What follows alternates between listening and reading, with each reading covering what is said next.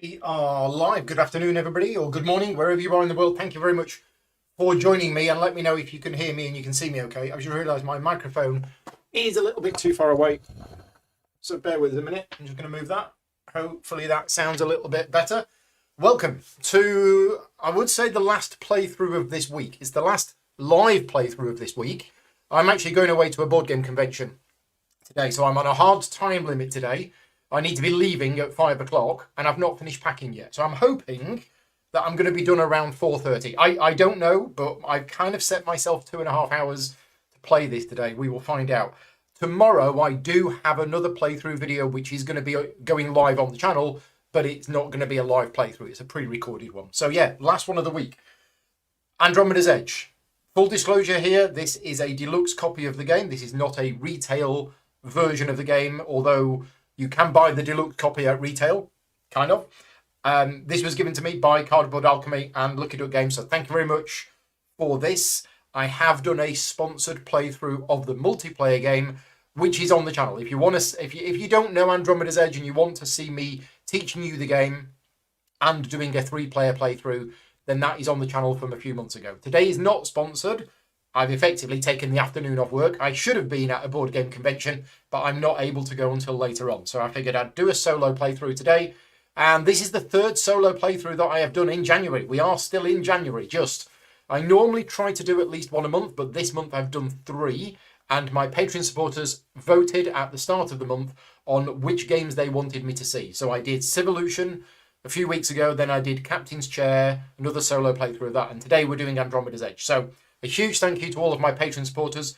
If you're not a Patreon supporter, then it is thanks to this Patreon support that I'm able to take time away from my paid work in order to do this unpaid work, if you see what I mean. Yeah, and I've not played the solo game, so this is going to be a little bit rough today. It is, as I say, it's not a sponsored video, so I haven't done all the prep that I needed to do, or all the prep that I would have done for a sponsored playthrough. So it is going to be a little rough. I will warn you that I have been browsing through the solo rules while I was setting it up. But this game is a bit of a beast to set up. It does take a while to set up. And I realised when I was doing the setup that actually I don't fully remember how to play the actual game itself. So we'll see. We'll see how we get on. Now, against the solo player, against the dummy player, which is called Unity. And I've read in here that you can actually use Unity if you want to with 2 or 3 players. So even if you're playing a 3-player game, you can add in Unity as a 4th player. I didn't realise. So in the solo mode, you have to play against Unity, but Unity you can actually add on as an extra dummy player. So there's a few tweaks and changes, but mainly we're set up for a 2-player game. Now, I am using a house rule today. This is a house rule which I personally use when I'm playing the game myself. This is not in the official rule book, but I prefer it, and I find it interesting that I prefer this rule because I'm a Eurogamer at heart and I like to have as much information as possible for me to make educated decisions. Now, in this game, you start off with one of the S-class raiders, and we're playing with the Vorticon Strikers today, which have randomly popped up in Nebulas 1 and 4. We're not playing with any of the other Nether Void or the Quasars or anything like that today, but the other raiders are face down. And normally what you should do is you should choose one of each and you should place them face up so that players know what kind of raiders might appear during the game. I'm not doing that. I've actually played it a few times where you have them face down and you don't know what you're going to find. And it adds a little bit of extra excitement. So we're going to dive in. We're going to start playing. And as I say, it will be a bit rough and I will be kind of learning as I go. And like I said a few minutes ago, I'm not 100% sure I remember how to play the game itself. So I will be checking the chat. Please help me out. And if I make some mistakes, then let me know. But we'll see how we see how we get on. Have I checked that the Void Dragon could not be one of the raiders? I haven't. But is there something special about the Void Dragon? Do you only use that when you're playing the Nether Void? Is that the one? Anyway, if it comes out, basically, you're going to choose. This is going to be an interactive playthrough. I've put all of the cards here. And what's going to happen is when we get to the point of revealing them, I'm going to get you to I'm going to get you to pick it. George is asking, why is it listed as 2 to 4 players if it has a solo mode? Well, the base game on its own does not have a solo mode. The solo mode comes with the escalation expansion. So you need to have the expansion in order to be able to play it solo. That's probably why. I could add the Nether Void to be able to play with Dragon if it appears. We'll see. We'll see. I quite like doing these playthroughs that are not sponsored because it's the pressure is off me. I can make mistakes. I probably, hopefully won't. But also I get to interact more with the audience, which is great. So yeah, thank you very much to everybody for joining me today. And we're going to crack on. Now, what I do know is a human player starts first. So I have the con. If you're playing, if the Unity player is being used in a multiplayer game, then what happens is one player has the con, and whoever, the Unity goes after the con.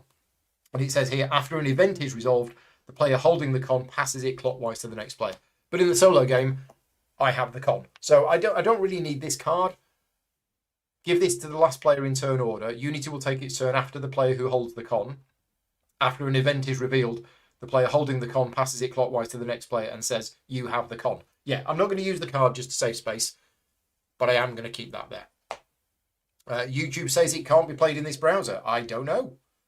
No idea. Switch it off and on again. That's my advice. That should hopefully work.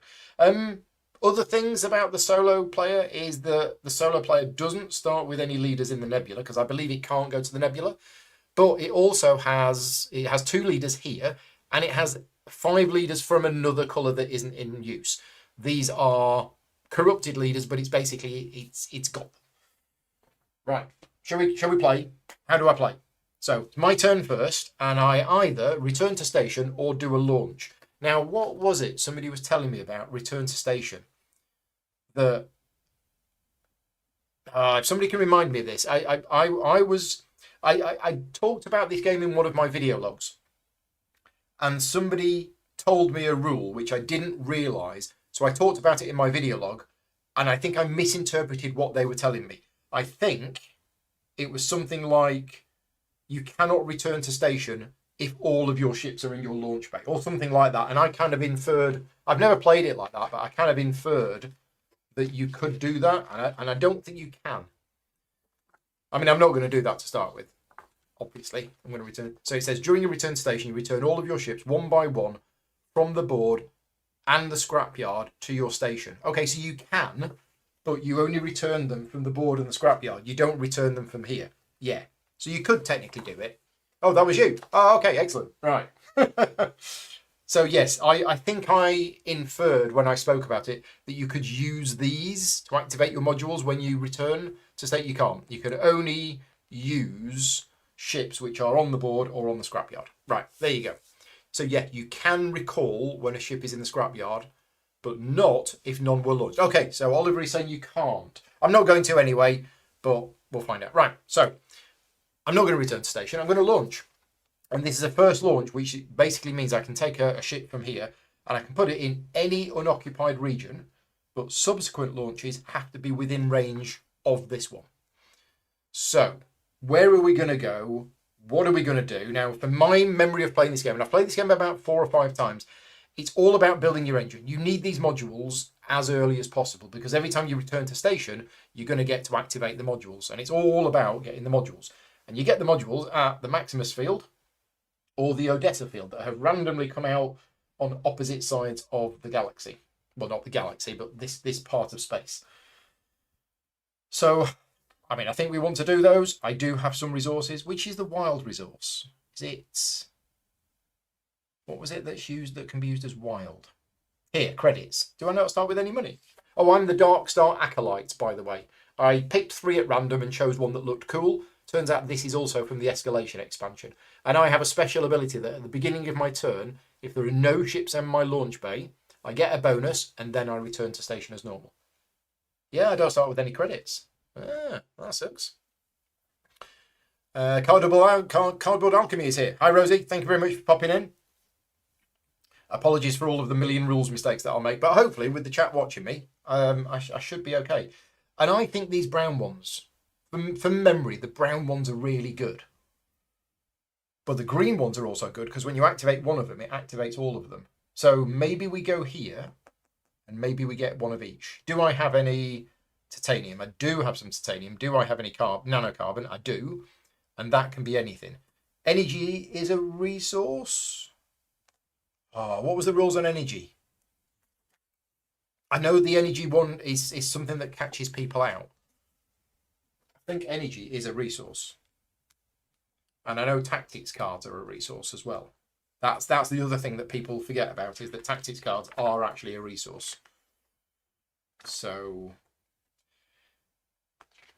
I'm looking at the energy is a resource. Yes. Okay. So basically I can, if I wanted to, I could buy both of these and I could slot them here. Now these are damaged modules. That means these are good, but they are damaged. I can't buy that because it needs titanium. I could buy that instead of that one, but that's a random one. Random ones pay out double, but then might get blown up. Something like that. And I can't remember how these cycle. Maybe they don't cycle. I think we're going to go here. I think we're going to go to the Maximus field. Sure. I should probably be planning where I'm going to go after that, because now that I'm here... Oh, also, hello, Mr. Vorticon Striker. So the problem is if I do go here, then I'm going to activate the region, but then the raiders are going to come in and they're going to blow me to pieces. Is that going to be a problem? Because then I could put the next one wherever I wanted. Whereas if I went here, I'm safe. But then I'm getting one of those two.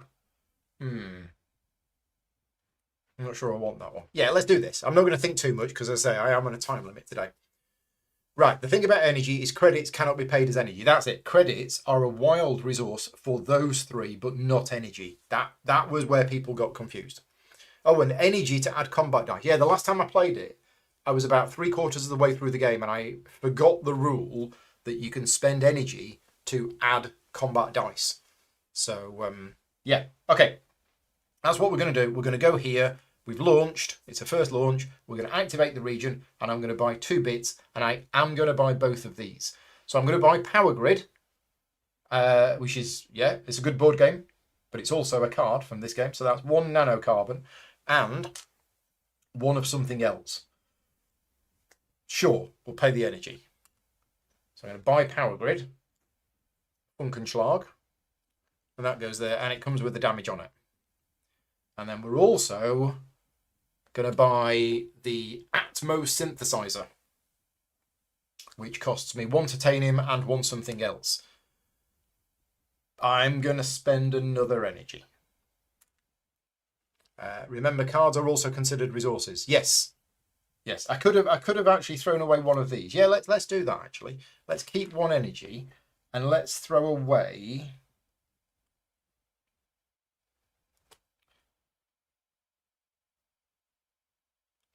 this one. I'm going to just discard this card. So I've got the cards here just to save space. If I end up needing this space, I'll move things around. So I've discarded a card as a resource and the titanium. And we bought the Atmo Synthesizer, which goes on there, and also comes damaged. Right, there you go. I've taken my first turn. Huzzah! Next, Raider Strike. Oh, we'll skip that bit today, shall we? No, best not. Choose 1 type of raider that is within range. This one. 1. It moves it. Oh, it's an event as well. There you go. There's an event because it's that. Done that. We've done that. And I get my leader. Don't forget the leaders. And now we do a battle. Yes, I think that's right. Yes, I got the modules. That is the important thing. So, battles. How does battles work? Battle sequence. First of all, escalation. Each player can move ships within range to the active region. No. Diplomacy. Each player in the battle may pass or play a diplomacy card. I have a diplomacy card. I have outnumbered, outgunned. If any opponent has more ships than you in the active region. No. Right, so I'm not playing a diplomacy card. Battle preparations. So battle dice, that is 1 Vorticon Striker, which has 2 dice. And I've got 1 transport, which has 1 dice. And I could, if I wanted to, spend energy. So it's the dice for the ship. If you've got any buildings, whatever they're called, can't remember, those things. Developments, that's it. Within range, they get a dice. Energy is a dice. And that icon there. It's like tactics bonus or something like that. Not tactics bonus. It's the number of ships. Oh, I'm so rusty on this game. I did say it was going to be a bit rusty at the start, didn't I? Battle preparations, targeting value. That's it. The targeting value is equal to the number of ships. So they're rolling 2 dice with a targeting value of 1, which basically means no re-rolls. And I'm rolling 1 dice with a targeting value of 1. And I could, if I really wanted to spend my energy, but no, I'm thinking I'm not going to. Read your message before that. Yeah, cards are also considered resources. So when you see any resource includes tactics, remember to advance up the tracks. Tracks! I forgot to advance up the tracks. And also this. Yes. So those slide down. And I did forget about the tracks. That's really important. So I've bought a green module, so I move up that track, which is another event trigger. And I've bought a brown module, which moves me up on that track. So I'm now there. Yeah, Rosie's mentioned about the black map. I've never, as far as I can recall, I have never done a playthrough on a black mat. So this is a first. The channel's been going for about 10 years and I've never done it. And I'll let you into a secret. This is not a black playmat. This is a normal playmat, which I've flipped over. So what's it? And the reason why I don't normally do it is, and if you have a neoprene mat, you will know this. The side of the neoprene mat that you're supposed to use is all nice and soft, and you know, the other side is quite rough and rubbery because it is the other side of a neoprene mat. But I decided something special today. I'm going to use the black mat. So yeah, there you go. So Luke Laurie has said you may return to station on any turn. There is no requirement. Yeah, I thought so. I thought so. There's nothing in the rules to say you can't return. So we're having a fight. 50 cuffs at dawn. 10 paces. And I won. Now, this does not normally happen when I'm rolling dice. So I rolled a 5 and the Raiders rolled a 1 and a 2. Awesome. So I deal 1 damage to the Raiders, and they've only got 1 hit point, I believe. Where are their hit points? I can't remember where their hit points are, but I think 1 damage kills one of them, and it comes off and it goes on there, and I get a tactics card as a reward. Yeah, where's the hit points on the card? Oh, they've got shields. That's it. Okay. Upper right corner. Yeah.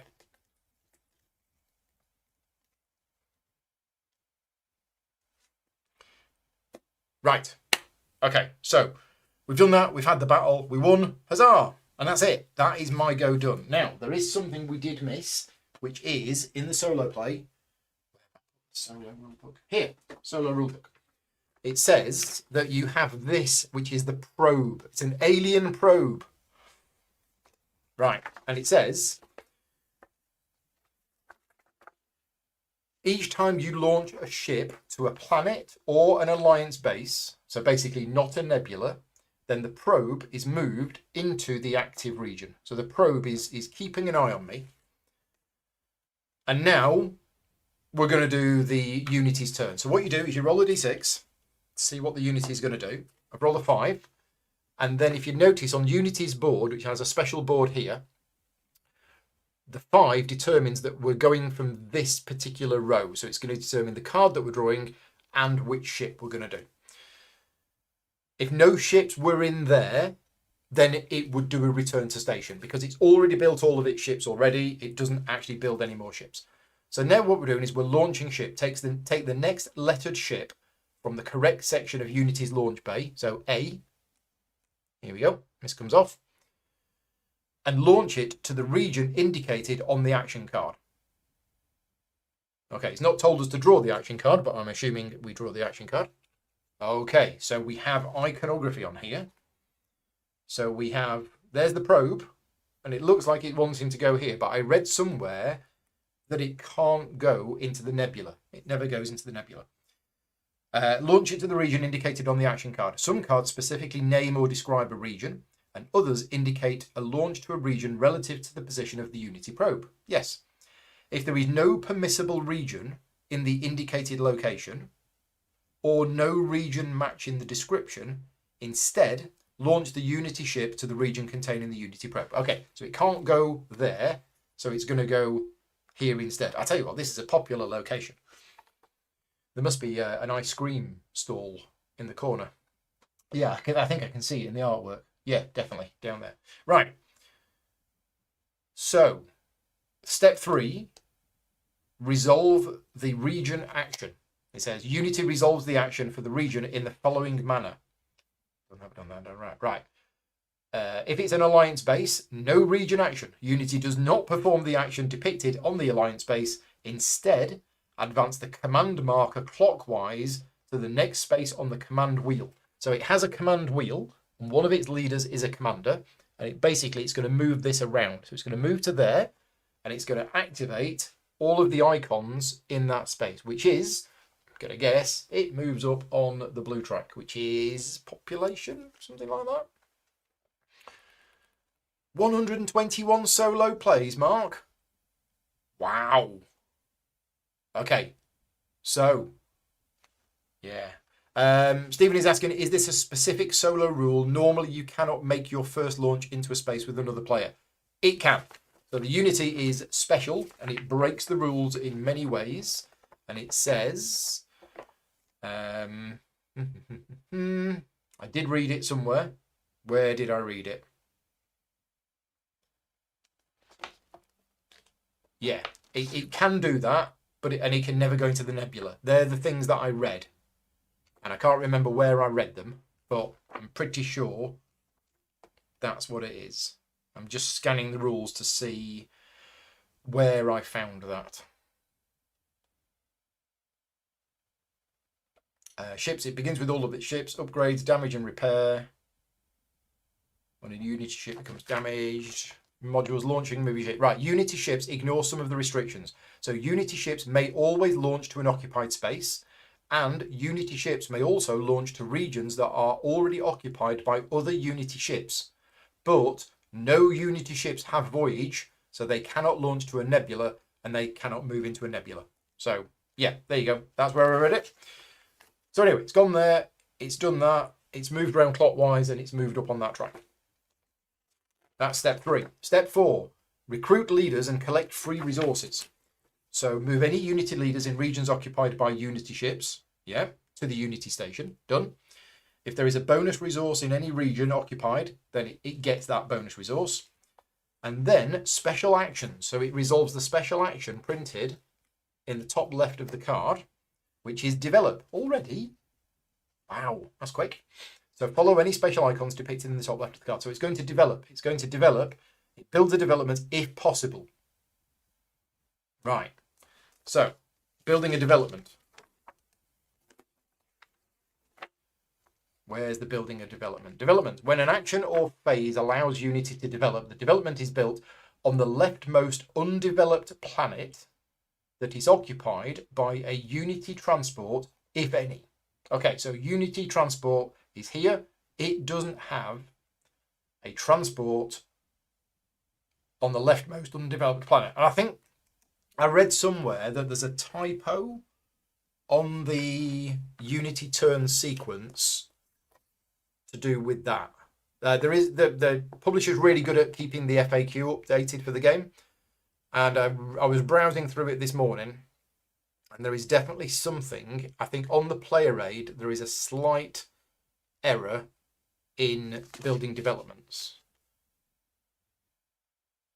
Unity always do it. Yeah, I don't know where that is, but a card should be in another direction. Okay, what's that? What have I got? Have I done something wrong? No, I don't think I have.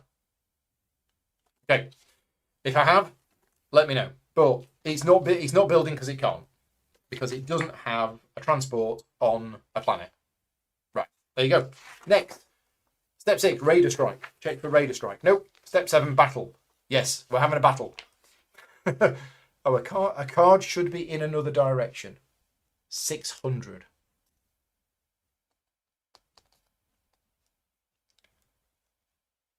A card should be in another direction. Which card? You're saying card 600. Which is card 600? I don't know what card 600 is. That's 614. Oh, you're talking about the typo. Oh, okay, right. Got it. I also think Unity takes the first blue module, not just advance on the track. Oh, is that what it is? Yeah, you're probably right. I'm misunderstanding the iconography here. Okay, so it's not advance on the track. Well, it is. It's advancing on the track by taking the blue module. And it always takes the cheapest one. I remember reading that. But it doesn't keep the module. It says when Unity can gain modules, but it doesn't activate them. Oh, it does keep it. It just doesn't activate it. Whenever it gains a module, they gain the cheapest module from the appropriate column. So it goes there. And now that's got 2 damage on it. So presumably it goes up. And yeah, it then moves up on that track. There. Can I lean across? Yeah. There we go. Right, I think we're good. Battles. No, battles. That's what we're doing next. So it's got 1 dice with a targeting value of 1. I've got 1 dice with a targeting value of 1. Now, do I want to spend an energy to increase the odds of winning this battle from 50% to... I mean, I'm not sure. I kind of don't mind a ship in the scrapyard. So no, we're just gonna save my resources. Okay, so it rolled a 2, I rolled a 1, which means I get blown up and I go to scrapyard. Oh, I could have played diplomacy. Yeah, okay. No, opponent has more in battle. Okay. Up on the red track for winning a battle. Oh yeah, every time you go up, and in fact the Unity's just won a battle as well. Thank you. Yeah, the red track's important. So yeah, a battle. I think we've done the battle correctly. There's differences in battle. Step 1, escalation. All Unity ships within range will join battles except for transports on undeveloped planets. Transports on undeveloped planets will not move. They want to stay where they are so that they can colonize it or build a development. Note that Unity's heavy cruiser has infinite range, so it will join every battle anywhere in Andromeda, right? And diplomacy. Unity uses a special deck of Unity conflict cards, which I've put here. These cards are not tactics cards and are never mixed with Unity's collection of tactics cards. When it's Unity's turn to play a card during diplomacy, draw and resolve a card from the deck. Oh, so we need to do that now. So rewind a little bit.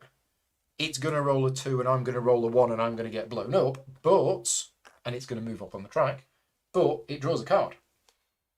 Ready for battle, no effect. Okay. As you were. That goes there, that goes there, that goes there. Yeah, we're all good. The 3 Unity action card decks should be face up. Should they? Oh, so you can actually have a bit of an idea of what it's going to do next. I didn't realise that. Ah, thank you for that. Right, we're going to turn them face up. That's good. So you can actually see the possibilities of where it might go and what it might do. That is a classic David Turksey solo mode thing, is that you can see the possibilities of what it might do, but you don't know exactly what. Thank you for that. And then this gets discarded. I'm just going to put it off camera. It says take the used Unity card and put it into a discard pile. Reveal a replacement from the top of the deck. Oh, I'm just putting them all face up, so that's fine. If a deck runs out, reshuffle the cards to make a new one. Okay, so it should be that the top card is face up, but I've just got the whole face up deck stuff. Right, we're done. We've successfully done 1 turn of each player in 30 minutes. And nobody scored any points, but I'm sure it's going to go quicker from now on. I hope. My go.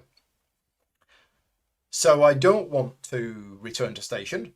I want to launch, but this is going to be classed as a first launch because I don't have a ship on the board. So I can now go anywhere I want to, and I kind of want to do some repairs of various things. Now the repairy thing is here, and it's safe. I can go here. But I also would like to slot a moon into there. Good as well, because moons are good. And the thing is, if I do go to the shipyard this turn, where am I going to go then next turn? Yeah. Okay. So, I think I am going to go to the shipyard, which means I'm going to get this leader. And I am going to repair, and I am going to repair my Atmos synthesizer. Consider it repaired. And that's it. Very simple turn. I first launched, I activated the region, there is no raider strike, there is no battle, we're done. Right. Unity's turn. So we roll a d6. It's a 4, so we're doing this. Oh, I need to do the probe. The probe should have gone there. So we're doing this card here. So we take this ship, and we're going to put it in the sector to the left. I can't, so I'm going to get attacked. And I could have worked that out. Unless it was a 6, I knew I was going to get attacked. Rats. Okay, so that goes in there. It recruits the leader. It's launched the ship. Let's just have a look at this. Recruit leaders, collect bonuses, special actions. Yeah, so it doesn't do the action of the space itself. I believe it's going to do a special action, and it's another development. It can't build another development, so it doesn't. And then Raider Strike. No Raider Strike, but we have a battle. Yeah, we're having another battle. Okay, so it's got... Oh, does it still have to do range? Yeah, I mean, it could have done. That wasn't a problem. Leftmost ship from the rolled section to the region indicated on the action card. If not possible, launch to the probed region instead. Okay, so you do have to take into account the range of the ship. But anyway, it's attacking me with 2 dice, and it's got a targeting value of 1. And I've got my little transport, my poor little transport. 1 dice. I'm not going to spend the energy. So, oh, we do a diplomacy card. So we do its diplomacy card first. Homing torpedoes. Unity gains. Wow. It's got it in for me. Plus 1d6 and plus 2 targeting for this battle. So its targeting value is 3. Yeah, I'm losing this one. Remember the Unity. Yeah, did it. Thank you, Tom. Okay, well, it's won. I don't need to re-roll anything. It's beat me. Excuse me. Boom. There you go. Well, I had a good first roll, and after that, it's all gone downhill. So it's my go. Shall we try a third time? Where are we going to go? Well, I want to repair, but if I repair, I'm going to get blown up by that again. And I don't want to go within range 1 of that, because I'm probably going to get blown up by that. I mean, we could go and get myself a planet. We could absolutely get myself a planet. Oh, yeah, and Unity up the Supremacy track. Oh, which is another event. We're close. We're close to the first event. Trade Hub's not good. And let's have a look at this. Assume command. Play on your turn when you are not in battle. Choose a raider and move it to an unoccupied alliance base. Perform the action for that base. Okay. So that could be good. That's not my turn, is it? That's just something, it's an extra bonus that I do. I've also got enhanced lasers, but that's got a sustain effect. So that's going to stick around until I return to station, which I'm going to be doing fairly soon. So what we're going to do with this. So no, nobody no. I'm thinking here. Unity does not perform the action depicted on the alliance base. Oh, do the command marker. That's it. Sorry, it did that instead. So instead of doing the action there, it did that. I'll come back to this in a minute. So it's buying a brown module, which goes in there. It moves up on the brown track, which is there. We're going to get a new one of these, and it's going to get to upgrade a ship. Now, whenever it upgrades a ship, you take a random one of these, which is an upgrade token, and it's got +1 targeting. Now, let's have a look at the targeting, these upgrade markers. Launching and moving ships, building ships.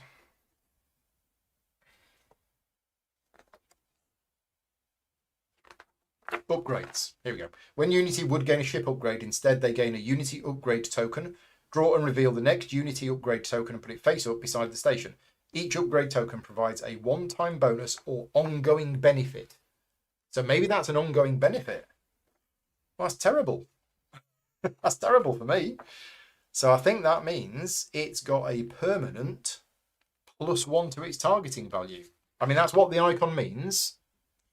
I don't know whether that is a permanent ability. So I'm going to assume it is until somebody tells me otherwise, but it's got permanent +1 targeting. So that's what it did when it gets there. And it also has a repair icon, and it performs a repair, which, it could remove encounters. When a Unity ship becomes damaged, it's moved to the scrapyard. If Unity must damage a module, choose any undamaged module. When Unity performs a repair action, it always repairs a module. Which module is repaired is not important, so it's just going to remove a token from there. Okay, we're good. Thank you, Dennis. I did miss that. So for those people confused about what happened, it did that when it moved to here. Instead of doing the action on there, it moves that on, and that's what it did. And then we had the battle, and then it beat me, and now it's my go. So I'm thinking of going here.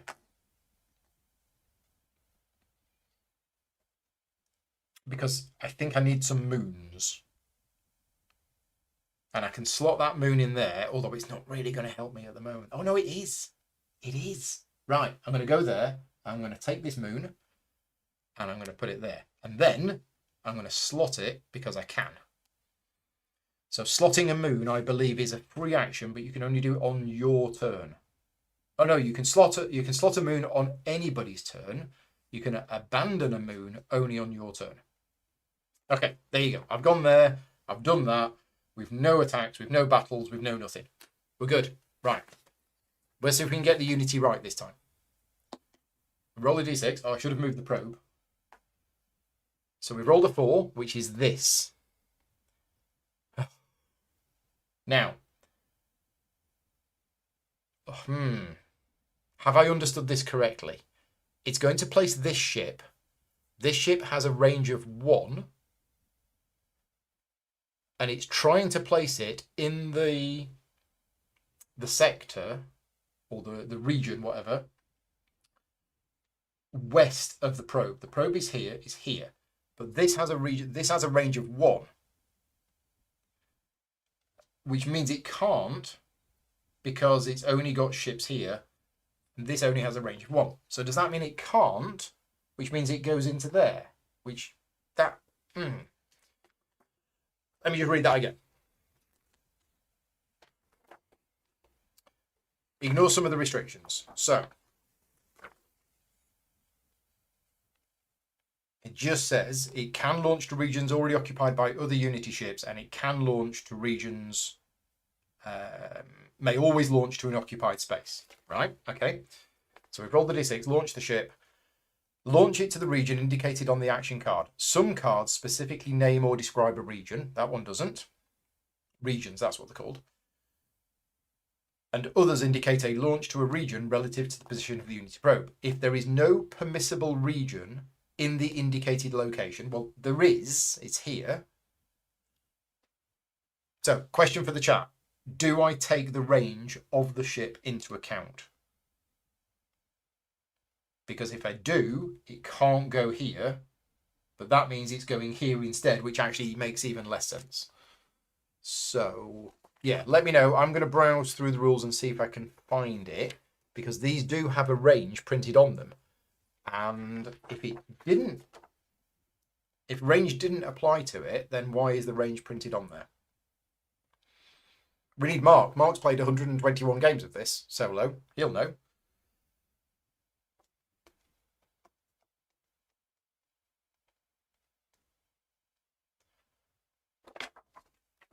Range might only apply to escalation. Yes. True. Right. Okay. Thank you, Tom. Thank you, Sasha. The range is relevant for escalation. So it's a shame that the rulebook doesn't say that, but it probably should have a line in there just to say, no, that the range of a ship doesn't apply when it's actually... Okay, so we're going there. Right. So that was step 2. We've launched the ship. Step 3, resolve action. So this is a alliance base, so we don't do the region action. And we move this around. So we have event, which is going to trigger this, which I think happens at the end of the turn. And there's a funny little icon that looks a bit like a chocolate chip cookie. Chocolate chip cookie icon says Nebula Moon. Now, you may have noticed that I have both the types of moons, and you're supposed to shuffle all 12 together and put 2 in each. I've just put a blue one and a pink one in each of the 6 nebulas. So, Nebula Moon. What's it going to do? It's going to claim a Nebula Moon. How's it going to do that? Moons. When it gains a moon token, put it into Unity's moons and tokens area. When it gains a Nebula Moon as the result of the command wheel, they gain the leftmost Nebula Moon. Okay, so I'm going to roll 1, 2, 3. It takes the top one. Oh, come on.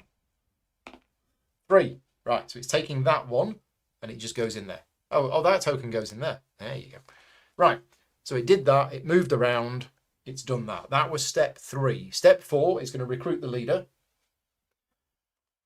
and the resources. Step 5, special actions. Which card are we on? I need to put the die so that we know which card we're doing. Special action is building a development. It can't build a development, so it doesn't. Raider strike. No raider strike. No battle. And then we discard the card. Now, if we roll that line again, it's going to do a return to station. I think I may have forgotten to discard the card last time. So apologies for that. Yeah, I think I forgot to discard the card last time because it's definitely had 3 turns and I've only got 2 cards. Never mind. We won't worry about it. We're done. I think that's Unity's turn done. Yes, it is. Right. Okay. So getting into the flow of it now. Initial impressions. I like the solo mode. Again, I'm learning it live on camera. It might look a bit messy and a bit fiddly, but that's just because I'm learning it. If I did this again now, I'd have a much better idea of what's happening. So it's my go, and I am going to return to station, but I have a ghostly presence. At the beginning of your turn, if there are no ships in your launch bay, you may choose one unoccupied alliance base and perform its action. Is that going to be any good for me? You may also recruit leaders from the chosen region, then return to station normally. So I can choose the trade hub, the Monolith of Ancients, or the Odessa field. Well, let's maybe have... Well, I can't buy that because it needs credit, so I could basically buy that. This is the mayoral conference. At the end of the game, I'm going to get 4 points, plus an extra 4 points for every city that I have built. I mean, I could... It's either that, or I spend 2 resources to get 3 cards, which could be 2 resources to get 3 cards. Yeah. Let's do that. I'm going to use the Monolith of Ancients, and I'm going to use these 2 resources to get 3 cards. Prescience, Dark Alliance. Nom nom nom nom nom. That's a red card. And Assume Command. Now, red cards can be played on anybody's turn. Why can you not pick Maximus Field? Because he's occupied. Yeah, you can only pick unoccupied alliance bases. Play during battle when relevant. Okay. So, and now we return to station. So I'm going to return this. So if I've understood this correctly, I'm going to return this to here. And I'm going to activate the shipwright, which allows me to repair this. Then I can return this one to here, which generates 2 ice. Arguably one of the best components in a game I've ever seen. They're really cool. 2 ice. And because I've now activated both of these modules, I get to activate the moon, which is a repair. And now I get to do this one. So even though I lost 2 ships in battle, through clever play here, I was able to actually use all of my ships. And I just want to take a side tour tangent at the minute. The first 2 times I played this game, I felt that it was a bit of a problem if you end up losing most of your ships at the start because you can't really do anything. And Luke Laurie, the designer, said, don't worry, Paul, there are things that you can do. And then I played it another 2 times and I didn't understand. I still couldn't work it out. And I think this is it. If you can repair one of them, you can then use that to repair another one. And suddenly you are able to dig yourself out of a hole. So what we're going to do with this one, are we going to get 2 energy or are we going to get a credit? I mean, that's damaged. I think I'm going to get 2 energy. Yeah, I'm going to get 2 energy. You could have returned the second ship to another row. Oh, to activate both green modules. Yeah, because once there is a ship in a row, you can use energy, can't you? Okay, maybe we'll do that. Maybe we'll do that. I'll put the energy on there and then use that ship on there to get the energy and that one on there to get a credit. Yeah, okay. That's probably slightly more efficient. Yeah, so once there is a ship on a row, you can then activate the other modules with energy. I remember. We're all done. And then I get these back. Awesome stuff. And that is my return to station. Return to station. Right, okay, next it's Unity. So we're rolling a dice, and if we get a 4 or 5, it's also returning to station. I've rolled a 4, so it's returning to station. So what does it do when it returns to station? It copies me. First of all, it builds a development if possible.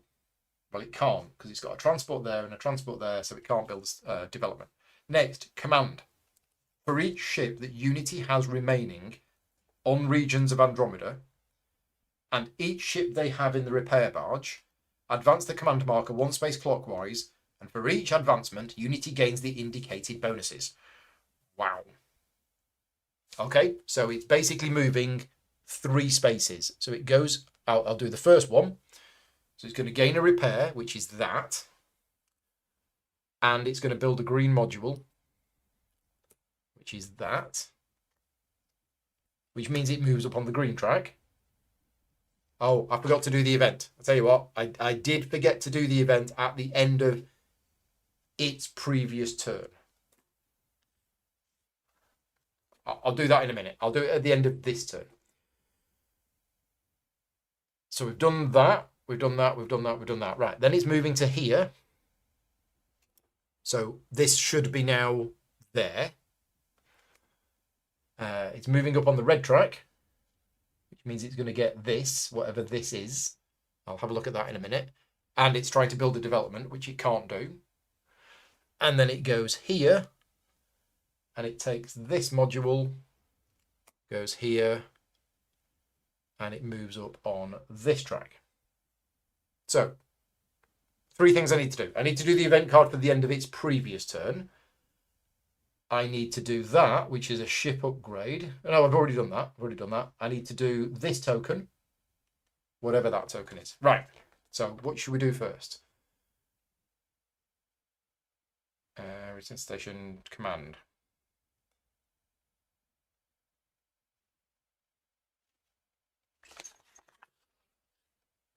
It's unflip a card that you got after building a complex.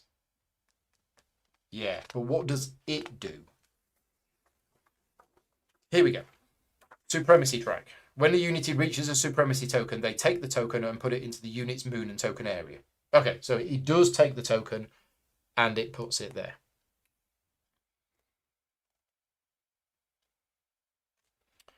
Okay, industry, yeah, commerce, okay, civilization. Right, okay, so we're good with that. which was that. Right, we'll finish its turn now. So we've done the command. Then the scrapyard. For each Unity ship in the scrapyard, but not the repair barge, it gains 2 points. And then we return the Unity ship to the appropriate sections of the Unity launch bay. As you do, rearrange the transports so that they are on the lowest numbered transport spaces. Remove any damage from Unity's heavy cruiser, if anything. Well, in this case, it's just going back here because it doesn't have any other ships on the board. But what it's saying is things might go back to different places. Okay, and now, if we just go back in time, at the end of its previous turn, we should have done an event. So this is entropic reversal.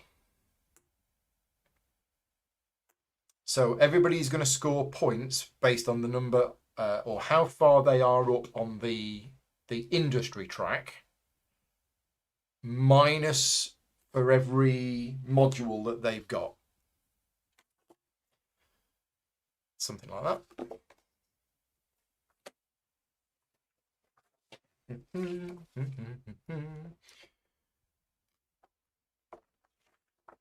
Where are the event cards explained?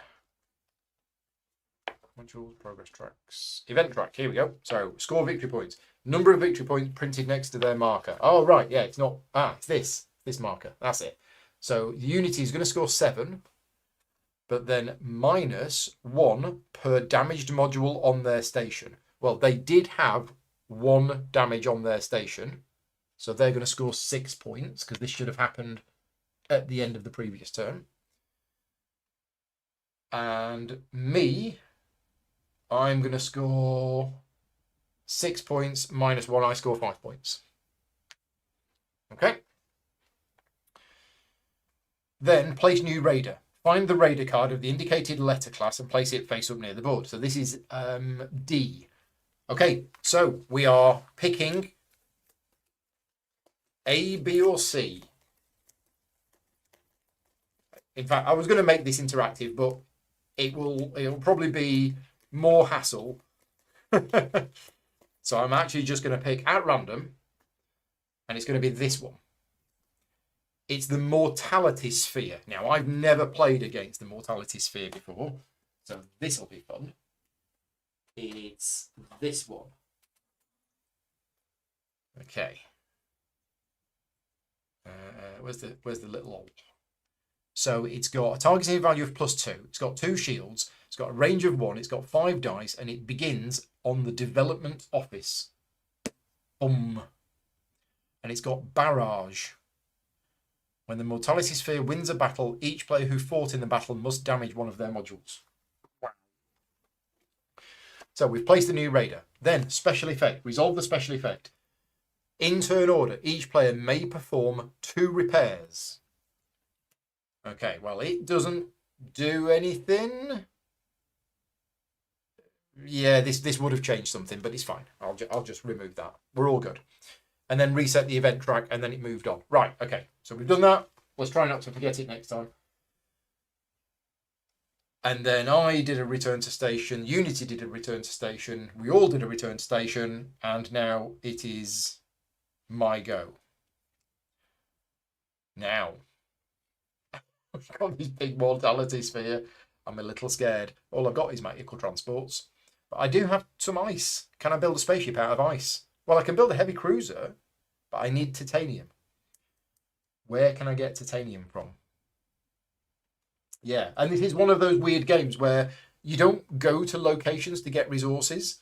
You go to locations to get the moons, and then when you put the moons in here, that's when you get the modules, and the modules produce the resources.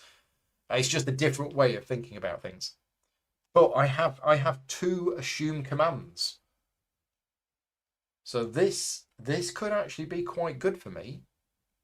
Choose a raider and move it to an unoccupied alliance base. Perform the action for that base. I can do it twice. I can basically take over these raiders, which is going to allow me to do the action that I actually want to do.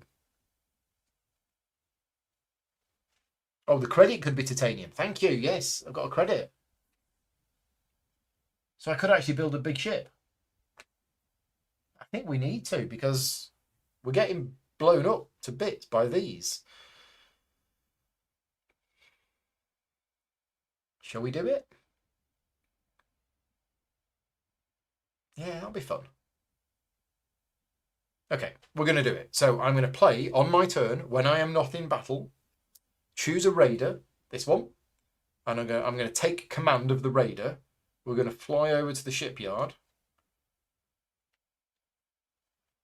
and we're going to perform the action for that base, which is to build a ship. And we're going to spend 2 ice and a credit as a titanium, and we're going to build the heavy cruiser. Pop. There you go. Nice. So that wasn't my turn. That was... You're 1 space away from a free ship on the brown track. Oh, I am. Oh, okay. Yes, thank you. I remember now. That is a cheaty way of building big ships. But actually, I might use that for the science vessel. Yeah, I might use that for the science vessel. So how do I now get a titanium or a credit? Well, I go to the trade hub. I don't want to go to the trade hub because we have this big mortality sphere in the way. I could... Oh, that's nice. That is nice, but I don't have a credit.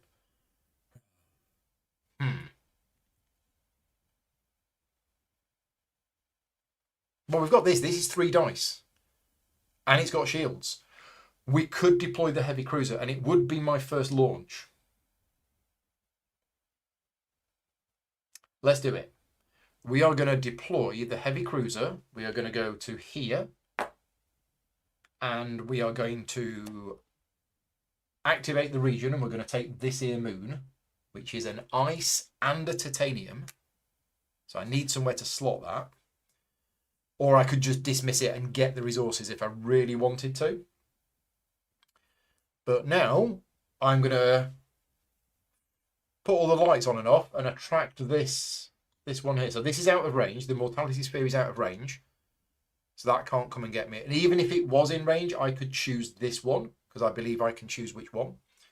So this one comes to say hello. And I blow it to pieces. That's my plan. We'll see what happens. Yeah, we will see. Okay, so battle, escalation. Oh, I need to put the probe in there. Right, no escalation. Diplomacy, I'm not fighting against unity, so we don't draw a unity card. And battle preparations. Well, I've got 3 dice with a targeting value of 1. I'm totally going to lose this, aren't I? And the Vorticon Striker has 2 dice. Oh, okay. It's not as clear cut. Thank you, Sasha. Thank you for joining in and helping me with some rules. I think I might just go for this because my heavy cruiser does have a shield. So it's not the end of the world if I lose. Okay, let's see what we get. Okay, I've rolled a 6 and it's rolled a 6. So they cancel out. But then, unfortunately, I rolled a 4 and it's rolled a 5. So I lose and my ship takes a damage. But nobody moves up the supremacy strike. That's it. I just lost the fight. Does that mean we're still in there together? Does that mean that there's going to be a fight next turn? Or do you only do the fight in the region where you were in? Let's just double check that rule. So Raider Strike, after you activate a region, check for Raider Strike and then battle.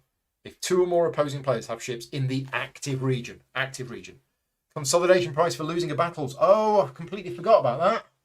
I am owed a load of cards and you can slot a moon there. Oh, that's it. That is a major rule that I forgot. So I am owed, thank you, Stephen, I am owed 2 cards because I lost 2 battles. But what I'm actually going to do is I am going to slot that moon in there. And now, because I've lost that battle, I'm going to gain an ice and a titanium. That's where I can slot the moon. Right, well, that's awesome. That's a really good moon to put there. I just need to make sure I lose battles. Which, with my dice rolling, shouldn't be a problem. Okay, we're all good. We're over to Unity's turn. To 5. We're doing this again.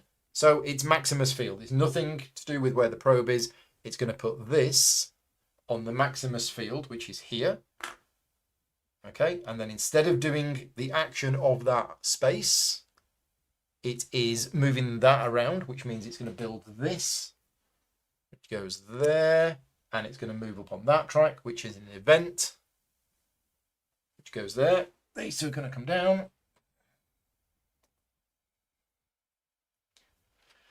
Okay. And then recruit leaders and collect bonuses.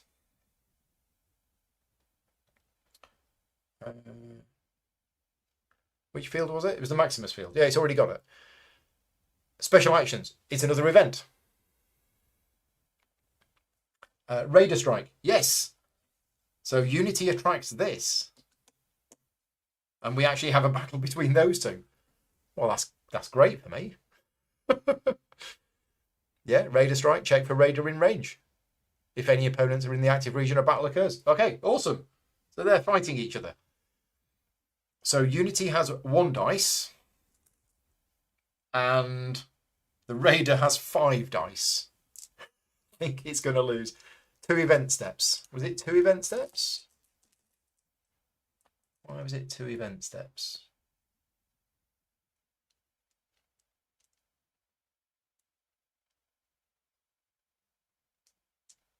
Well, it was 1 event step because of that.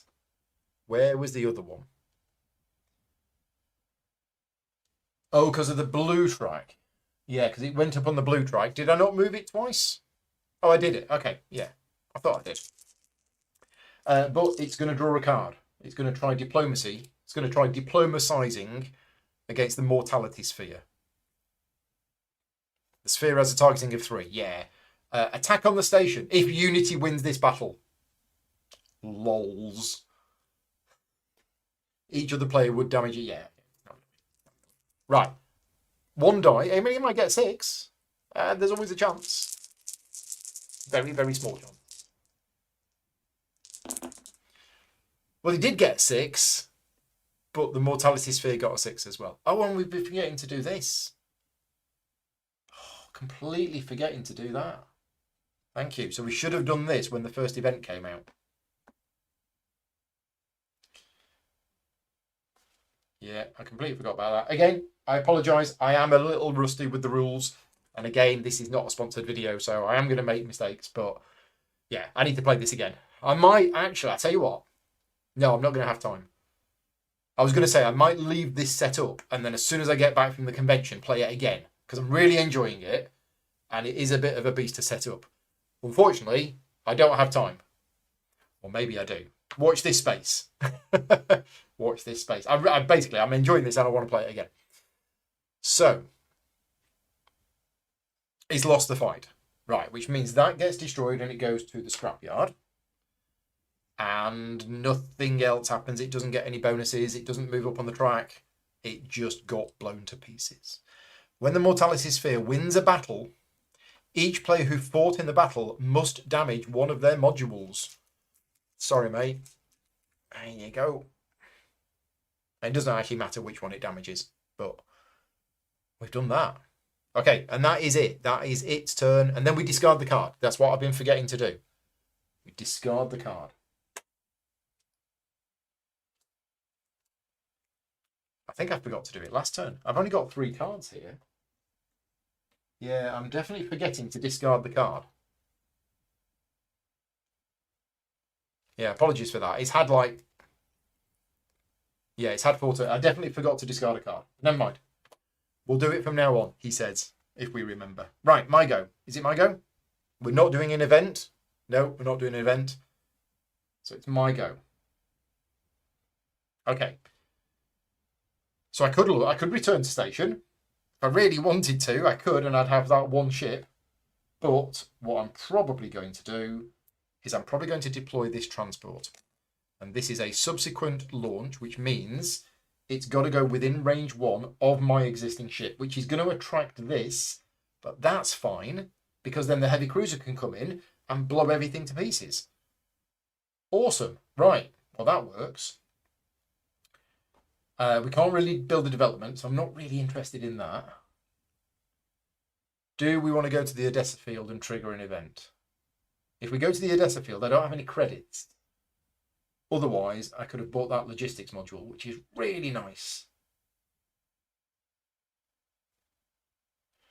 So, here's what I'm thinking of doing. I mean, I could buy the ancient star map. That's also quite nice. I could deliberately lose the battle. Ah, right. This is where I could be clever. I totally could be clever. Oh, I've realized I've just got this as well. So this is actually quite good. Yeah, this is quite good. Oh, I've also got Ace Pilot. Play when you launch. For this launch, you may use the attack or voyage ability. We're totally doing that. Right. Okay, so, yes. Here's what we're going to do. Where else can I slot moons? I don't have many other places to slot moons. So we are going to play Ace Pilot when I launch, and we're going to go into this nebula here. Right. Because so Ace Pilot, it's got the voyage ability. It goes into here, which means I can pick up the 2 leaders. And I can pick up either of those things. So there's an ice and a credit, or there's 2 nanocarbon.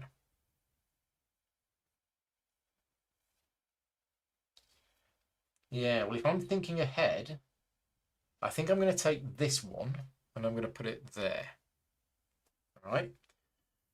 And then the Raider strike happens, but now I have lots of options. I could leave it like that, play ceasefire, and move upon that track. Right, I could.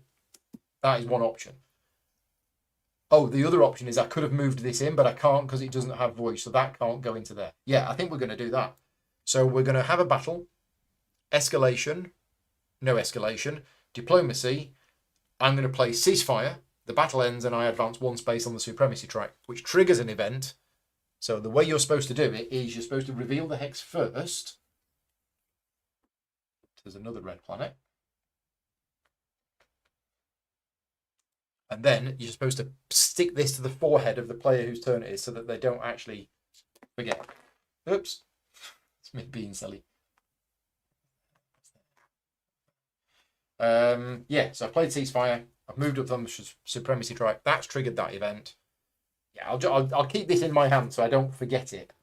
But that's it. The battle ended.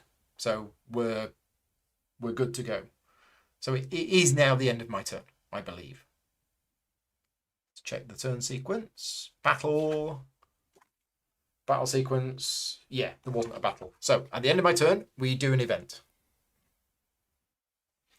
It's a comet storm, so we're gaining points based on the civilization track. So Unity is getting 8 minus 1. It gets 7 points. I get 6 minus 0. So I get 6 points. I got 12. Then we have C. Okay, here we go. More raiders. And it is this one. Remember, this is a variant rule. You're not supposed to do this. You are supposed to reveal them at the start of the game. It's the Galactic Kraken. I've never used this one either. Which one is the Galactic Kraken? Oh, it's the one that looks like Cthulhu. Yeah, it's this one with all of the tentacles and stuff.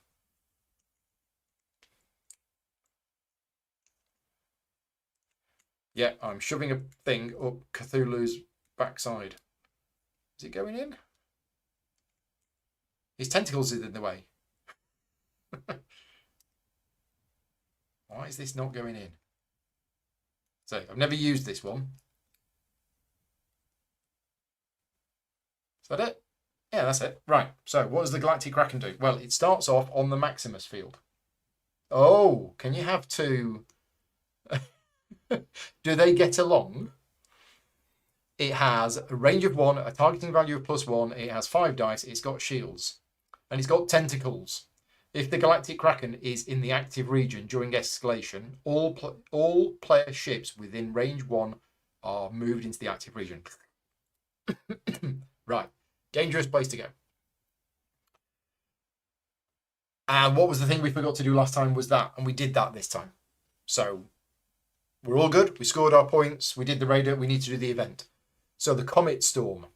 Each player gains 1 ice. Awesome. You think it has to move to another space? Okay, I'll check that in a minute. The Unity does not gain resources, but every time it would gain a resource, it gains a tactics card instead. Now, it doesn't do anything with these cards. It just gains them and it counts them. Then put 1 bonus ice on the newly placed planet and each adjacent region. So 1 there. Okay, so we are looking up the rules for placing the thingy. What's it? Place new raider. Place its standee in the region listed on its raider card.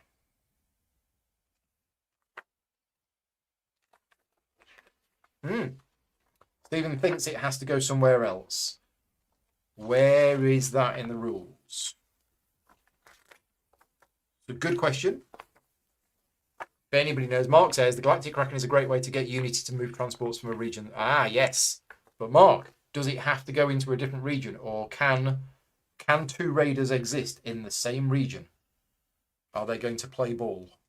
Yeah, and Denny says when a new raider would be placed in a region occupied by a raider, instead place it in a random nebula that is not occupied by a raider. Okay, thank you, Dennis. Random nebula, nebula number 4. No. Can't be nebula number 4. Nebula number 2. There we go. Right, awesome. Oh, unless they have swarm. Yes. Okay, so what's happening? I've lost track. Whose go was it? I think that was my go. I think I did stuff that triggered an event.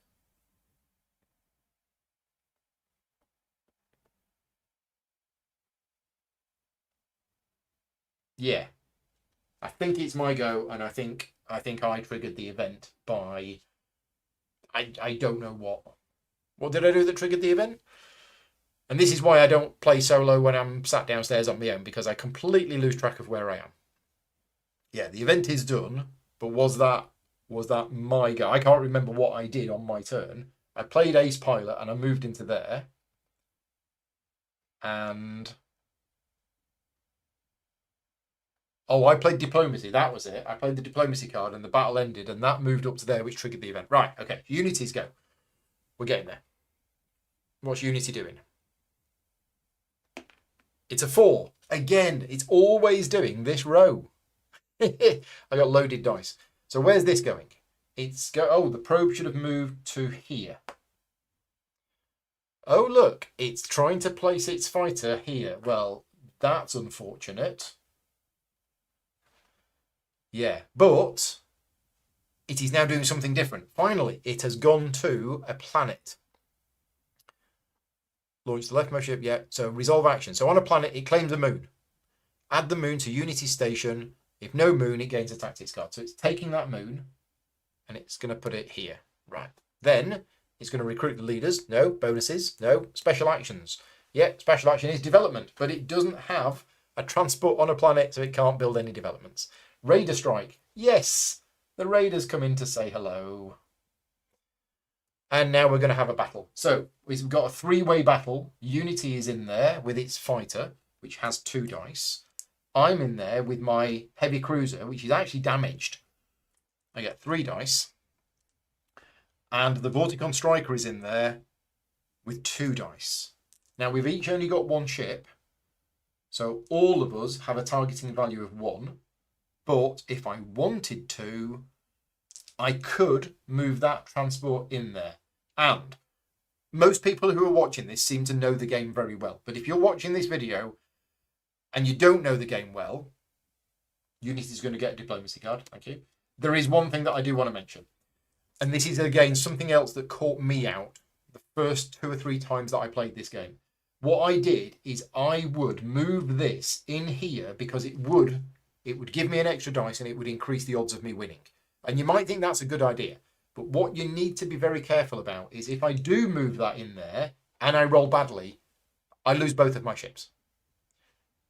And that's, that's the choice. If you decide to group up all of your ships together and go for one big fight and you lose that fight, you're going to suffer the consequences. So don't always try to put all of your ships in. Always have a backup plan. So Unity is going to get a card.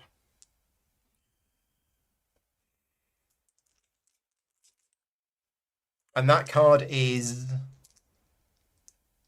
Oh, the card is actually step 2.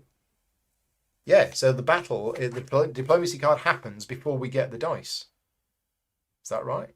Yeah, so step 1 is escalation. Do I want to move it in? I'm going to say no. I'm going to say no. I'm not going to move the ship in because I don't want to lose it. Step 2 is diplomacy. And yeah, so it does the diplomacy card before we collect our dice. So the diplomacy card is demonstration of superiority. So if Unity wins this battle, they move an additional space on that track.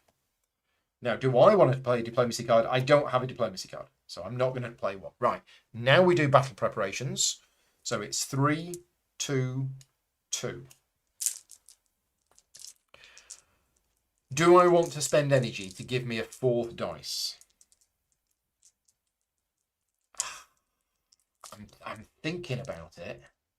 I'm going to spend an energy. Going to give me a 4th dice. Mark's back. Excellent. I think I'm going to go for this. Okay, we're going to roll the dice, see what happens. So. Oh dear.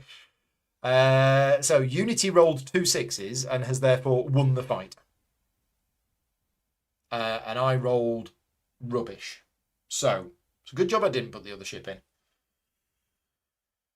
Wow. Now my heavy cruiser has already taken a damage. So my heavy cruiser is now in the scrapyard. The Vorticon Striker is defeated. And the Unity gets a tactics card as a reward for killing it. And also advances 2 space up on the supremacy track and gets that as well. Now, I don't know what these are.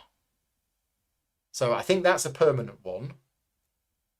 I think it's going to get that now. I think it's going to get 2 points. And it's going to get 2 cards. It has no hand size limit. So I think that's a one-off thing.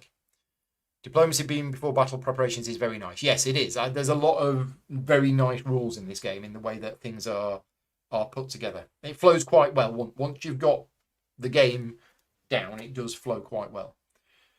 Well, that was unexpected. So, that's how battle goes. And now we're going to discard the card, and I'm going to remember this time. My go. Well.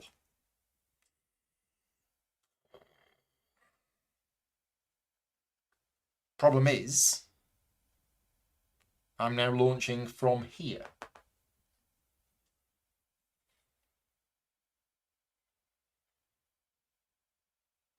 And that's not great. I'm not really that bothered about the Monolith of Ancients. I do have the Assume Command again. So I can move these things around and start doing stuff. Did I get my tactical operations? Oh, for losing. No, I didn't. Thank you. Must remember that. I'm going to have some ice and I'm going to have some titanium. Right, so now we got loads of resources, which is great.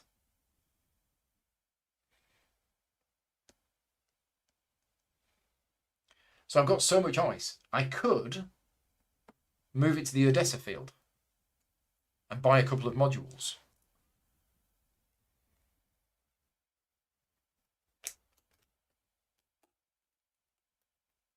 Do I want to do that? I think I do.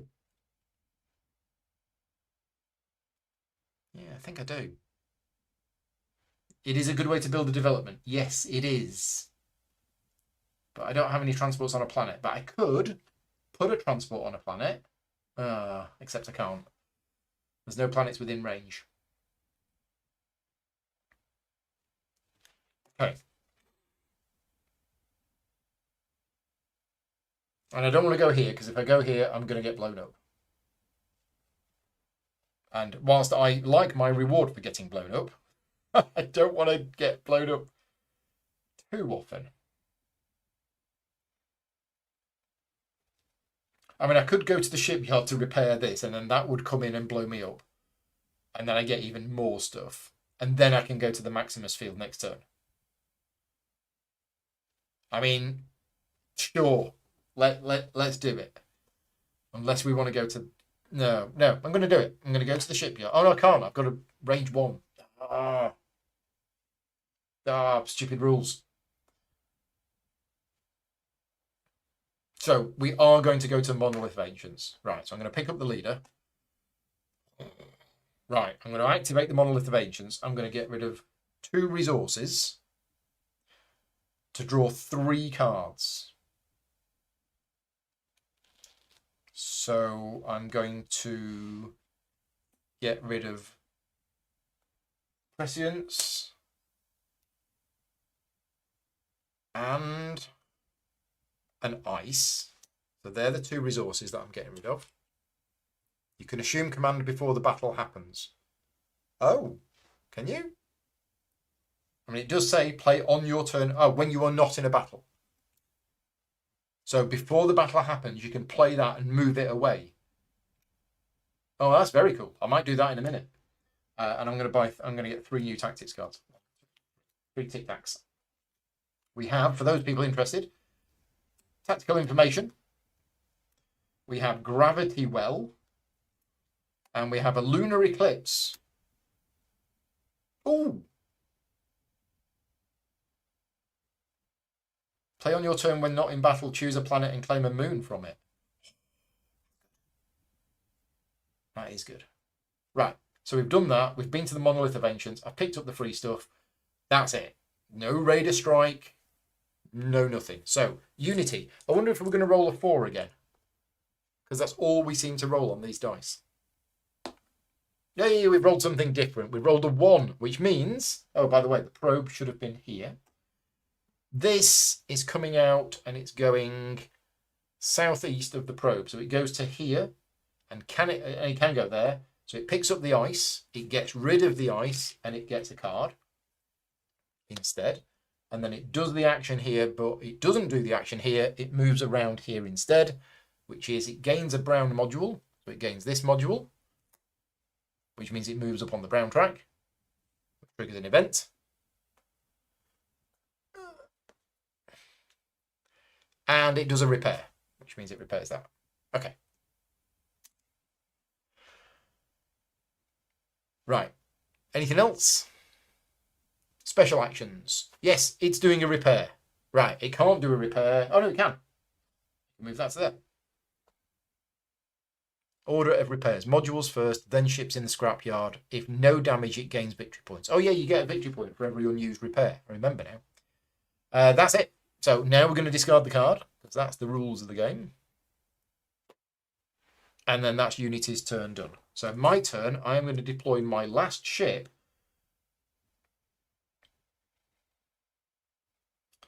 And I'm going to go to the trade hub. These have only got a range of 1, haven't they? Yes, they do. Okay, so we're going to go to the trade hub. I'm going to pick up my leader. I'm going to pick up the free ice. And then what I'm going to do is I'm going to activate the trade hub. And I'm going to spend 2 resources. So I'm going to spend...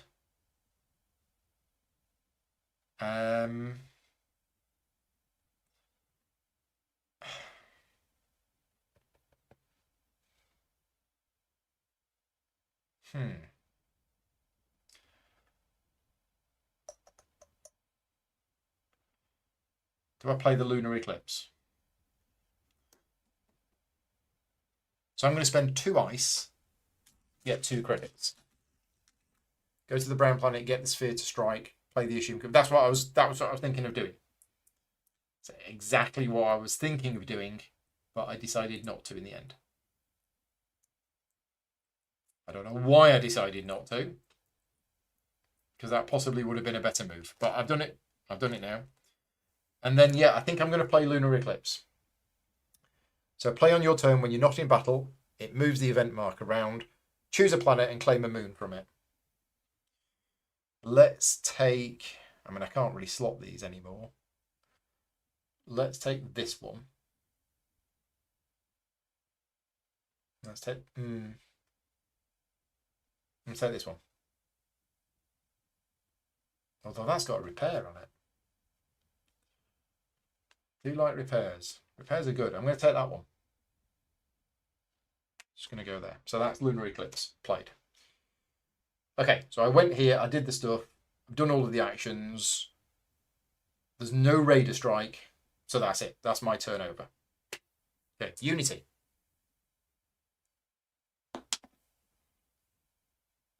Oh. 6. Right, it's doing the big one. Probe, by the way, should be here. So 6 is this, and it's placing this on the Odessa field. It's a shame. I mean, I can't use it. That's always going to be the danger. So that goes on there, and it doesn't do the action. Instead, it moves this round 1, which is... It moves the event round, and it is the... this. It's going to claim a Nebula Moon.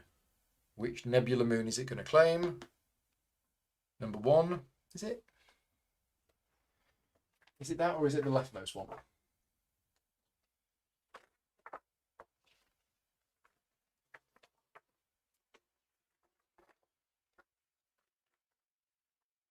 Moons. Leftmost Nebula Moon. Okay, so that one. Just gains that one. There you go. Okay, right.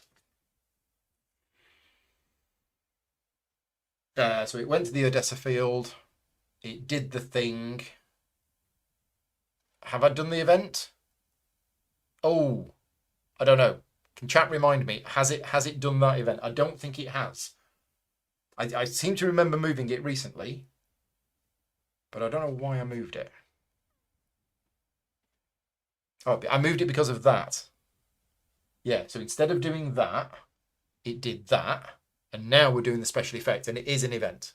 Yeah. So we get another region come out. Is Ice Planet, Hoth. All ice planets are called Hoth. It's the rules. It goes on there, and then we're going to get an event, which I'm going to keep in my hand.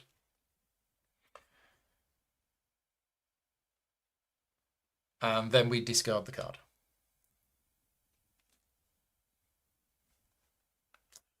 Are we done? Special actions, event, Raider Strike. No Raider Strike, no battle. Discard the card. Right, okay, so we're having an event. The event this time is Welcome to the Fleet. So we're points for the industry track. So Unity is getting 8 points with no negatives. 25. I'm getting 6 points with no negatives. 18. Then we have A. More Raiders. Okay, let's see what we've got.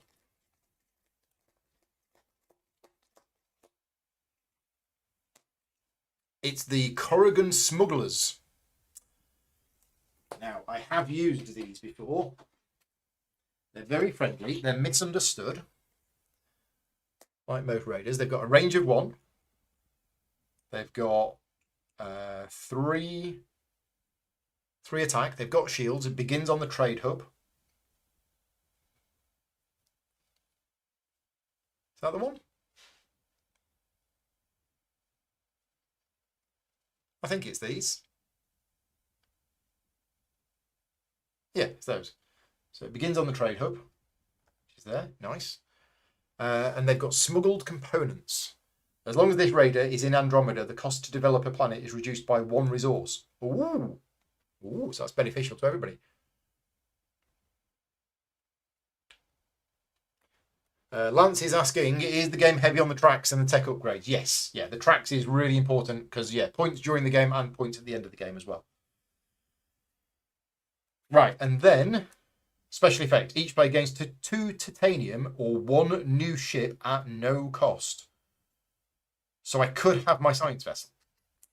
But I'm going to have that soon anyway. So I'm going to have 2 titanium. So I have 2 titanium and Unity gets 2 cards.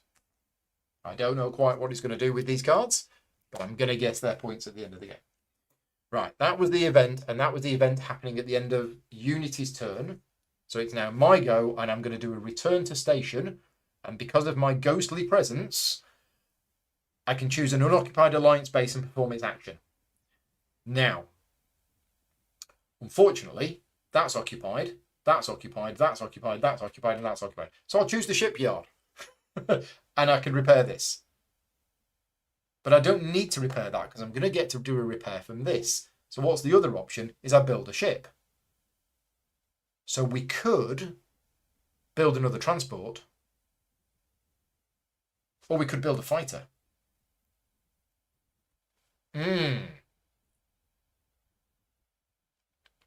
Yeah. Now, I currently don't have any transports on planets. I think I might just build another transport. Yeah, I'm going to build a ship. So, any 2 resources. Let's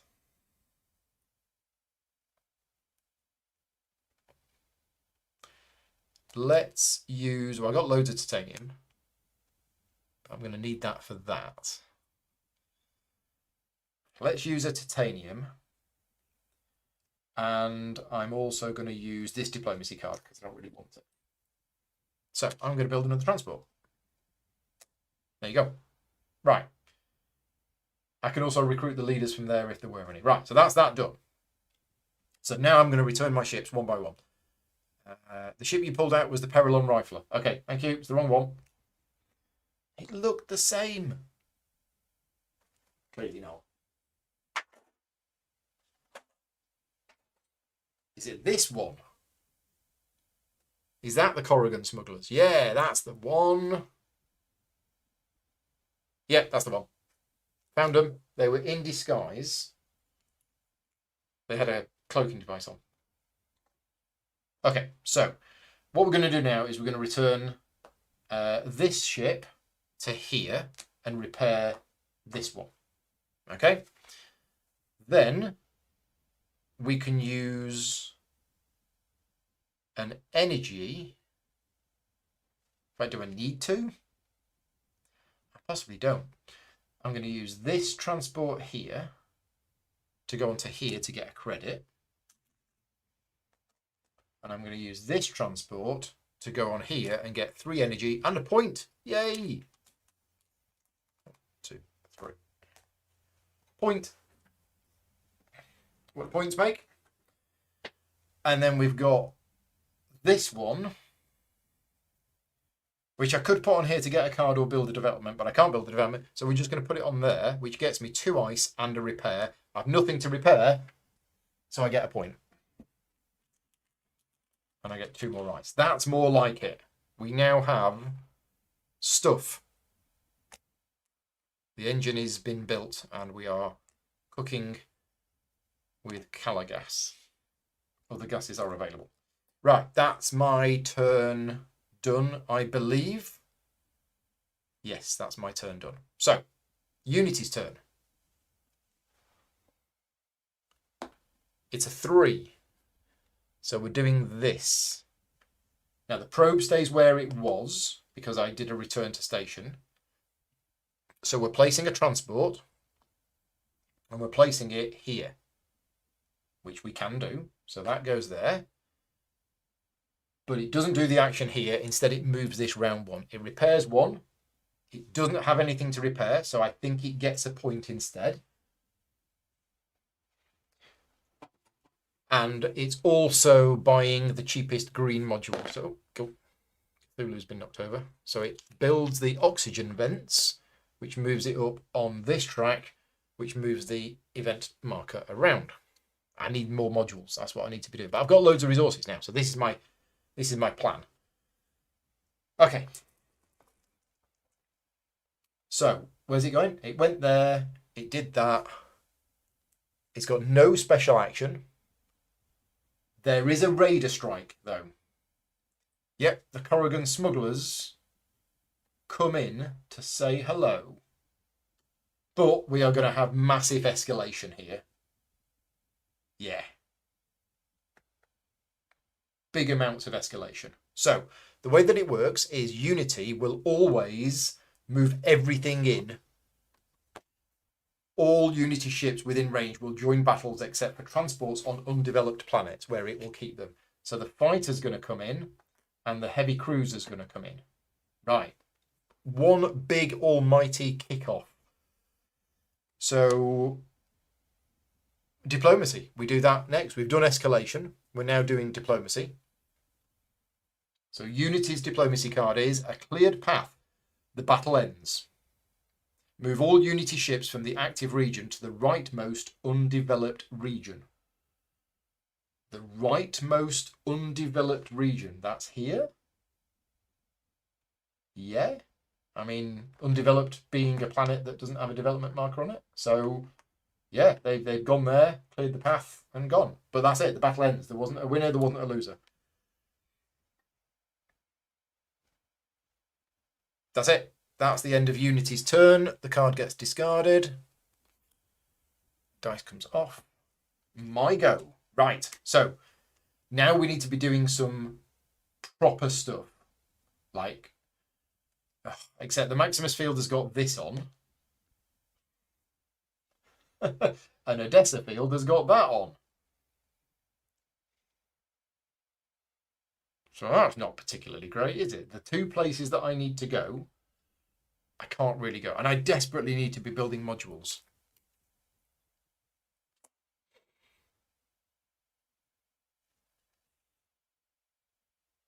How am I going to build these modules? And I need to be doing developments as well. Developments are a big thing in the game.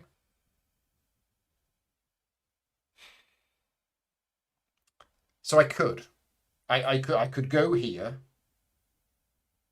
because it's safe, and I could start building developments down here. Yes, we can do this. We absolutely can do this, and I could go to the Maximus field by using this assume command card, which is awesome. It's so good. Right, what we're going to do is I can go anywhere because this is my first launch. We are going to go here. I'm going to go onto this planet. I'm going to pick up this ice because it's lying around on the ground, about to melt. I pick up the moon because that's how moons work. And there's no raider strike. So it's a nice, safe place. Nothing bad happening. Do we now want to build a development quickly? Or I could absolutely build a development. I think we're going to do it. So I'm now going to play assume command, and I'm going to choose a raider, and I'm going to move it to an unoccupied alliance base. So I am going to move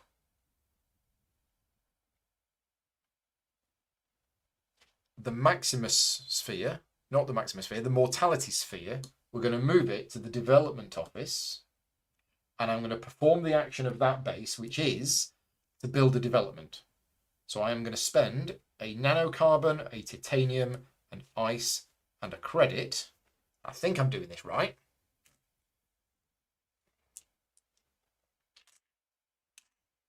We're going to build an obelisk. So obelisks require, I believe, one leader. So it requires those four things. I build it and it's got one leader on it. So I pop it on there. That is no longer my transport, and we put a leader into it. Now, doing that gets me something. I'm sure doing that gets me something. It does. It moves me up on this track and I immediately get 2 points because the token has already been removed. So I get 2 points for that. So at the end of the game, that obelisk is going to be worth points based on how far I am up the supremacy track. So at the end of the game, it's worth 5 points. It also means I get 1 extra dice in combat anywhere within range 1 of it. And it also has a one-time ability that I can flip it over to get 4 energy. So I think that's it. I think that's how that works. I thought developments did something else as well. Thoughts? Maybe not. Maybe I've misunderstood. I mean, it's points at the end of the game. What else do developments do? Have I missed anything, or have I got it right?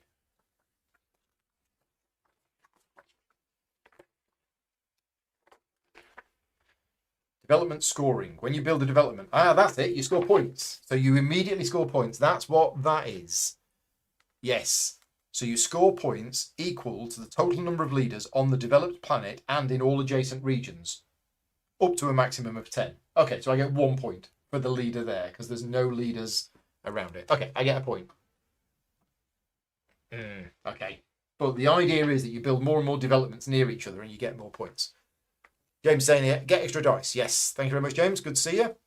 And points, and you flip it for more points. Well, you don't have to flip it for the points. You still get the points at the end of the game, even if you haven't flipped it. But you might as well flip it because it's a once per game thing. Right. Okay. So I just realised those are. Let's put them there so they're not right on me. Keep this area free for me. So that was quite cool. I went there, did a thing, and then played a card that allowed me to do another action. So yeah, no Raider Strike. That's the end of my turn. Unity's turn. 6. Oh, and I should have moved the probe to here. So it's deploying the Enterprise to the trade hub. Here. Yep. That goes there. And it picks up the leader. And then it can't do the action there, but it moves this along 1. So we have got the event marker moves 1. We have move up on the supremacy track, and we also have build a development. But again, I know it can build a development. Finally, we have a transport on an undeveloped planet. So after all of this time, it's been trying and trying, and now it is able to build a development. So how does this work? Developments. When an action or phase allows your Unity to develop, it develops on the leftmost undeveloped planet that is occupied by a Unity transport, if any. It must have sufficient leaders. Yes. It doesn't have to pay for it. They discard the appropriate number of leaders to develop it. If a development is built, it gains the appropriate development card, advances on the indicated track, scores victory points for leaders, up to a maximum of 10 as normal, and then after building the development, it receives a one-time benefit depending on what it is. So it's basically going to build an observatory there, because that's what you build on the green planets. You build an observatory and it has a leader, so it puts the leader in there. Oh, there you go. That goes on there, and it gets the card. These cards are slightly different for solo play, so it's going to get how many points? 1, because there's one of its leaders around there. There you go. It's on 27. What else does it do? Scores BP for the leaders in the developed region and adjacent regions, and it receives an following one-time benefit. Yeah, which is it gains 2 random discovery tokens from the observatory discovery track. Okay. Interesting. Have I replaced them? Yeah.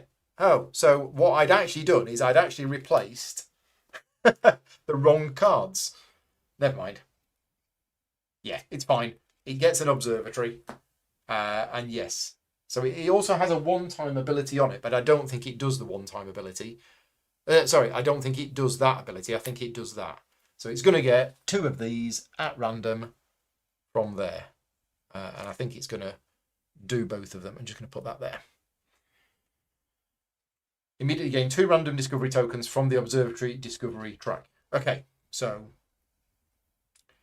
when you flip the observatory card, you get 4 energy. No, that's the obelisk. Obelisk is 4 energy. Is it all leaders? I thought it was all of its own leaders. If it's all leaders, then that's different. Let's just check. The total number of leaders. Oh, yes, you're right. So it's owed an extra point from that because of my leader. That makes more sense. So me building a development here was actually not great because it's not going to get any points. But yeah, that's how it is.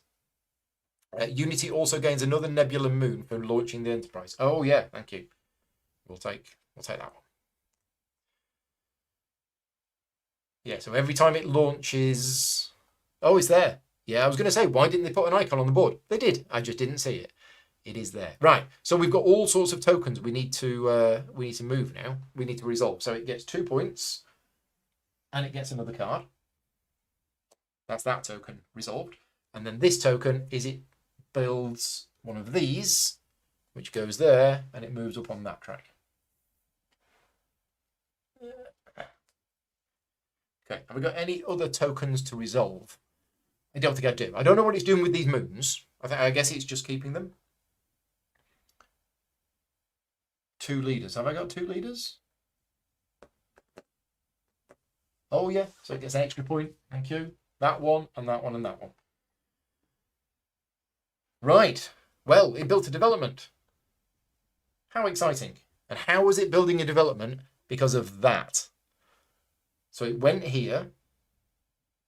And instead of doing that, it moved one clockwise, and that got it to build a development. Right. And then there isn't an action on here. There isn't a special thing. So that card is discarded. And that goes away. Right. Done. It's all gone a bit quiet, thankfully. Less raider striking. Now it's back to me, and I'm doing a first launch again. You will want to go up the track that you have developments on. Yes, the game is going to end shortly. I know. I'm not playing optimally. This is my first game. And yeah, it's a weird game. You've really got to react to what's going on quite a lot. And yeah, I'm not going to win at the moment. I know I'm not going to win, but I don't care. I'm having fun. I'm enjoying it, and it's working. It's working really well because I'm learning the game. And then I'll probably forget it the next time I learn it. But so here's what we could do. The range of my heavy cruiser is only 1. Okay, no. What I was thinking of is I could put this transport here, but then that would bring that in, and then this transport would get blown up. Unless I had a diplomacy card, I don't. Because then I could say battle ends, and then I could go there and I could build another development there, and it'd be awesome. But I can't do that. I could go here, ready for building a development here, but then how do I get to the development office to actually build a development? I can't. So do we just build some more modules? I mean, the modules are not going to get me any points. That's the problem. We could go and blow Unity up. Oh, but if I go here, it's going to bring all of these ships in. Well, that's bad. That's very bad. Very, very bad. Well, I don't know. I don't know now. It's fascinating. I wanted to move up the brown track so I get a ship upgrade. That's what we want to do. Right, let's do it. We're going to send a transport, a sacrificial transport. Or we could send the heavy cruiser. So if I send the heavy cruiser to the Maximus field, it's going to bring Cthulhu in to attack. Other Elder Gods are available. And I've got 3 dice and a shield, and this has got 5 dice and a shield and a targeting value of +1. Yeah, no, the battle cruiser can jump. Ah, yes. So I could... Aha. Right. Good plan, Batman. I could send a transport here, and then on the next turn, warp drive the heavy cruiser to the development office. The heavy cruiser will get blown up, but I will get to build another development. And it would be an observatory.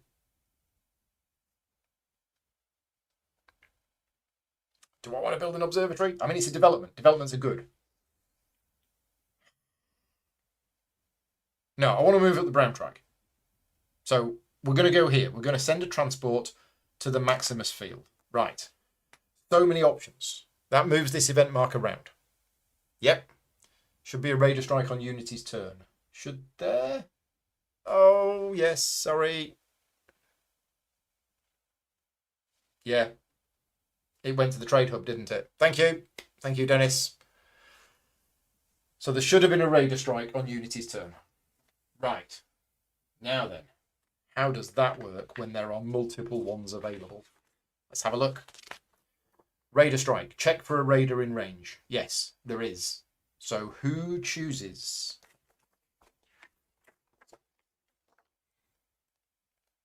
I don't know. Mark, Dennis, who chooses which raider? It just says check for a raider in range. Yeah, Cthulhu. It's this one. It's the Gribbly. It's the Kraken, but it's got lots of tentacles, so I'm calling it Cthulhu. It's its friendly name.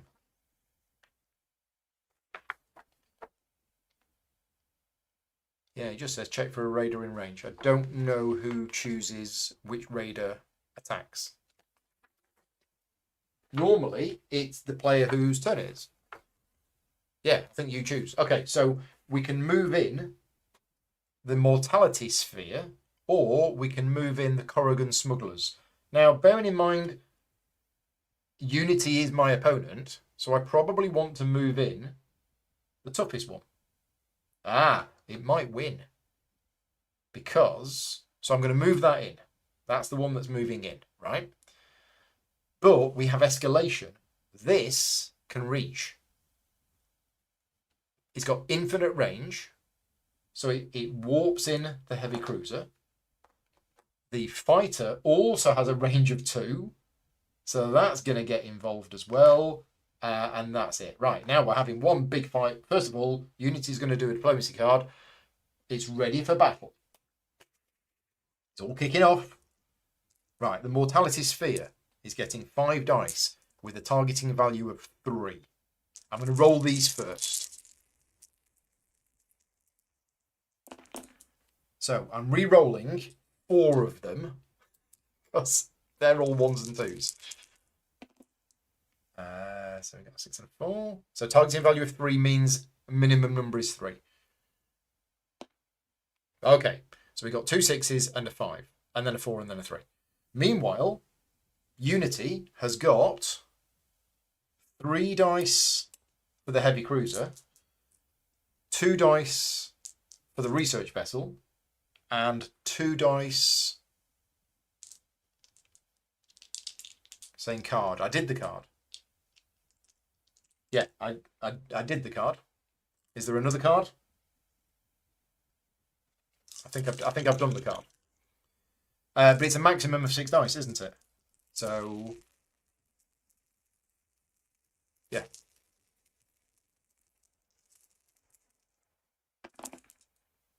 Targeting value is also 3 because there's 3 ships. So we have 2 4s, we have a 6, and we're re-rolling these 3. It's not looking good. Need another 6. Oh, and even if it gets a 6, it's still lost. Oh, it did get a 6. Look at that, one massive fight. So 2 6s, 2 6s, but then the Raiders win on a 5. So, I'm sad to say, Mr. Unity, that your ships have just all got destroyed. I mean, I did try to tell you the lessons. Don't throw everything in. Don't put all of your ships in one region. I think it's a well-known phrase. Eggs, basket, stuff like that. Now, it does have a shield on the heavy cruiser, and it does say, in here, somewhere,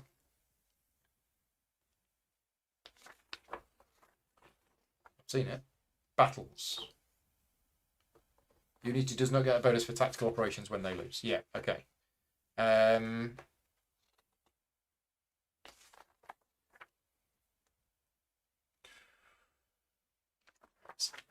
Repairs and damage. Here we go. So when the Unity ship becomes damaged, it's moved to the scrapyard. The Unity's heavy cruiser has shields, so it can take 1 damage without being sent to the scrapyard. Okay, so yeah, it takes a damage on its heavy cruiser. and the other ships go to the scrapyard. So it lost the fight, which means it doesn't move up, it doesn't get any reward. Done. That was its turn. So we fixed that. Plus the one of their modules. Oh, because of the mortality sphere. Yes. It takes a damage on one of its modules and it doesn't matter which one. So we'll put it on that one. Okay, thank you for reminding me of that one. I did forget. It's tough, this, isn't it? Really tough. So, my go, we were going to the Maximus field. That's what we were doing. It's a first launch, so I can go there, and I am buying 2 of these. Oh, why did I spend that titanium? Oh, silly me. Right. So, oh no, I can use credit. We can. We can use the credits if we want to. But I'm tempted to buy 1 of each. I'm just going to buy 1 of each. So it's a nanocarbon, which I don't have, so I spend a credit, and a titanium, and then 2 other resources, and I'm going to spend energy. So 2 energy. And do that, and do that. Right, I'm going to buy these 2, which means I move up 1 on that track and 1 on that track. So all sorts of things are going to happen. Those 2 modules come into play damaged. How are we doing for time? 4 o'clock. I wanted it to be done by 4:30 so that I can go and pack. These slide down, but I get bonuses. So I've moved up on this track and I've landed here, which means I think I get to look through and I choose the one that I want.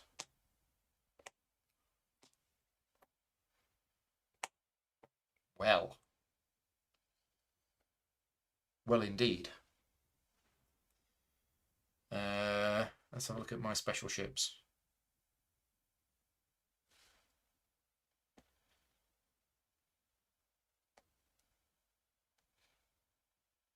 Oh, that's great. The Lunar Explorer is really great.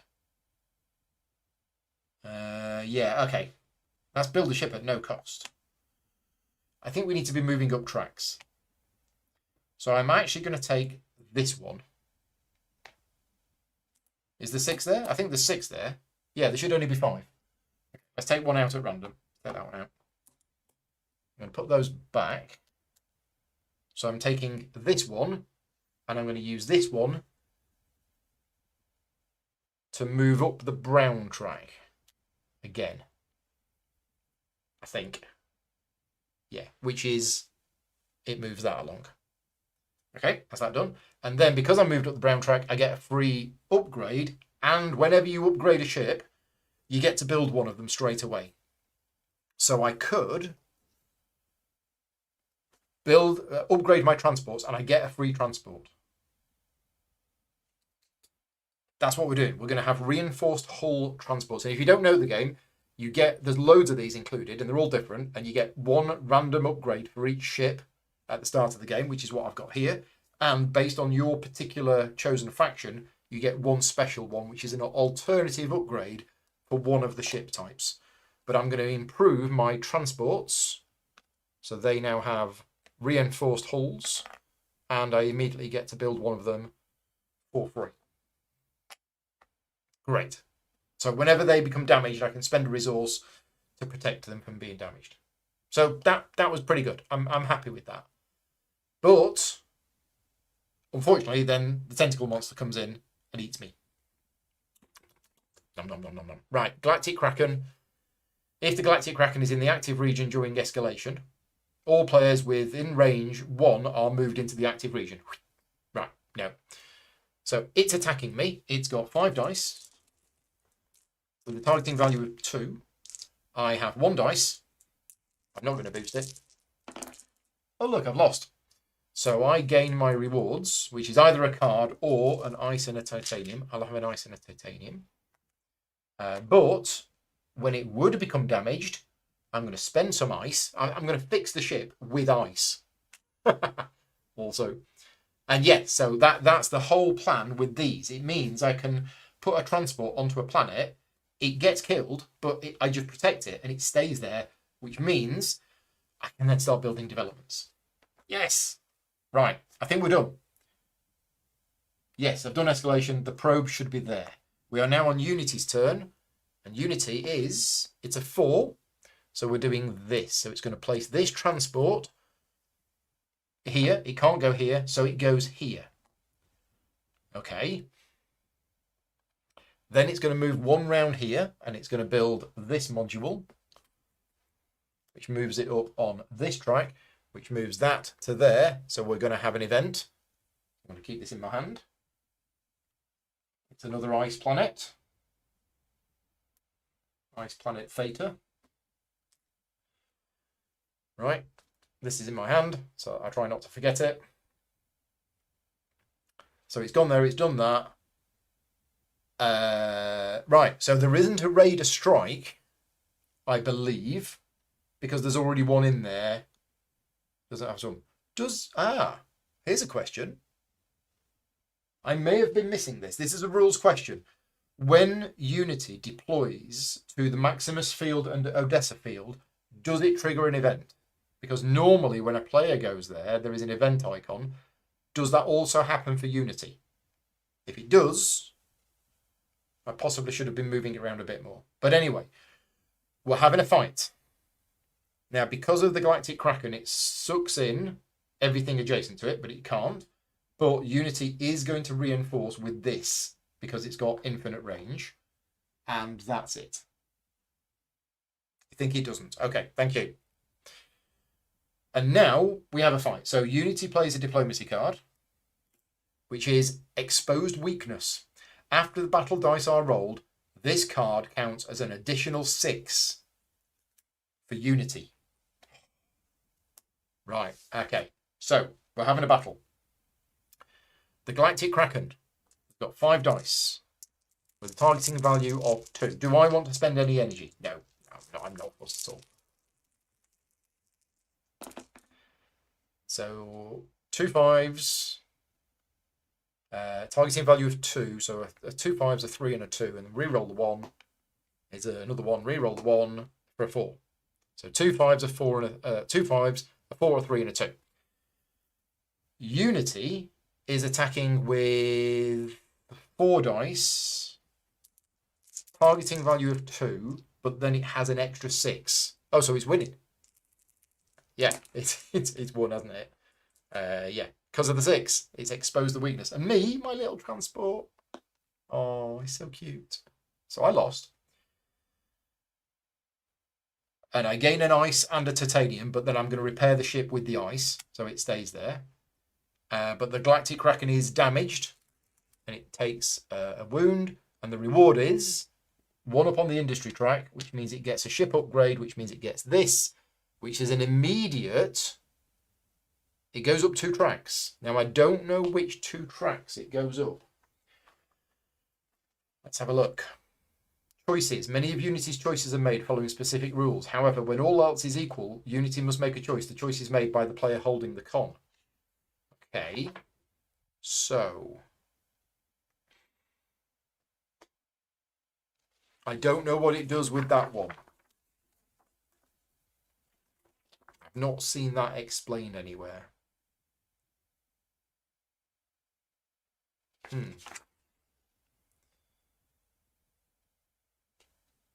Resources and tactics cards, it's not that. Ships, it's not that. Damage and repair, it's not that. Moons, it's not that. I'll keep looking at the chat in case you know the answer. Modules. Progress tracks. Unity advances on progress tracks in the same manner as a player would, triggering the effects with the following differences. That's all it says. Doesn't say which ones. Tom is saying Unity goes up the supremacy track for winning 2. Oh, yeah. Okay. Right. Well, we've got that, which is another event which doesn't trigger. But which... These are not explained. The game comes with an appendix. I've just remembered where everything is explained. I completely forgot about the appendix. I'm hoping they're in the appendix. Let's find out.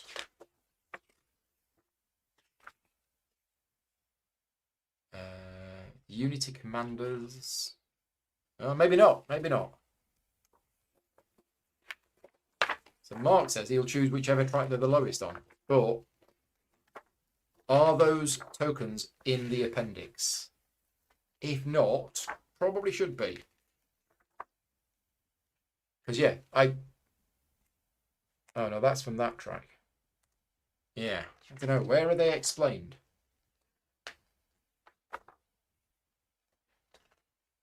Ah, I might have to speak to them about this. I don't know where it is. Unity decisions. Yeah, I don't know. Mark is saying he typically chooses whichever track they're the lowest on. Yeah, yeah, unless I'm missing it, I don't know where these upgrade tokens are explained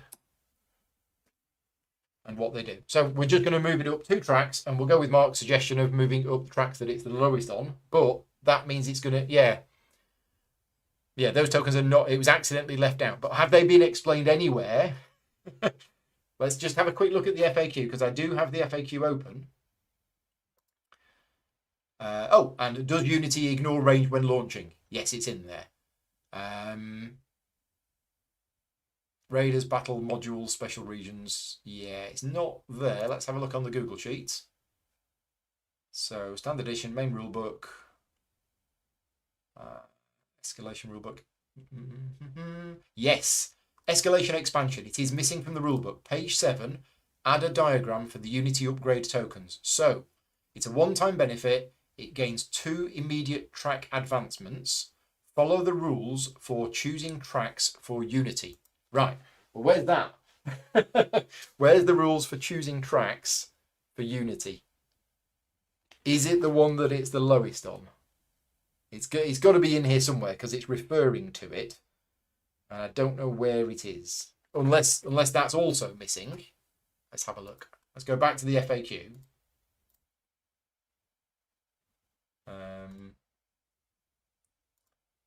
Put Unity probe on the top bar. Oh, it should be there.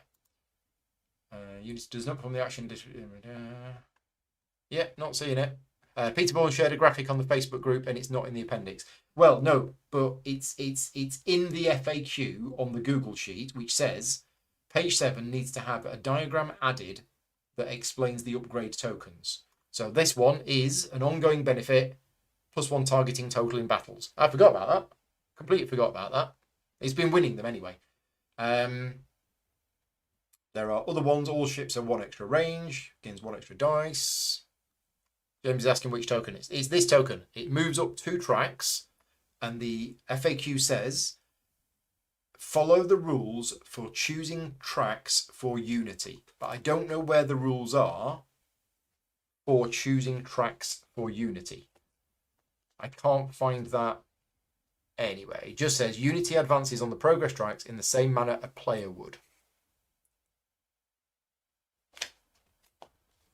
There's the modules. Whenever it gains a module, it moves up on the appropriate track.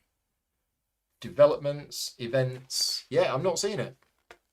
I'm not seeing it. So we might just have to fudge it and do as Mark suggests and move it up on the 2 lowest tracks, because I'm not seeing anything in here. Okay, so we're going to do that just to move on.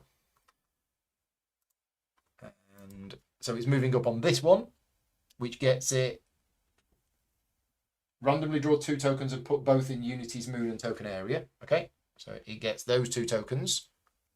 Does that mean it's going to do them straight away? I mean, that's what I've been doing.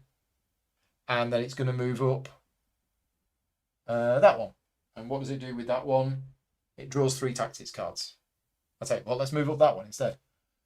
That is, it gains victory points based on the vault bonus at the end of the game, but it's based on the number of tactics cards they have. Okay, no. We'll give it 3 cards instead. 1, 2, 3. That's got loads of cards. Look at that. Yeah, so the question is, these tokens that it's just gained, it says randomly draw 2 tokens from the stack and put both in Unity's moon and token area. But what I did with the other tokens is I actually resolved them.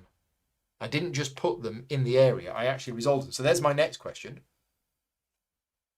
It says, with the player with the con makes the choice. Does it? Oh, right. Okay. That's fine. That's fine. Yeah, so my next question for people is, these tokens that it's gained, it just says put them into Unity's moon and token area. It doesn't say that I should be resolving the effects of them.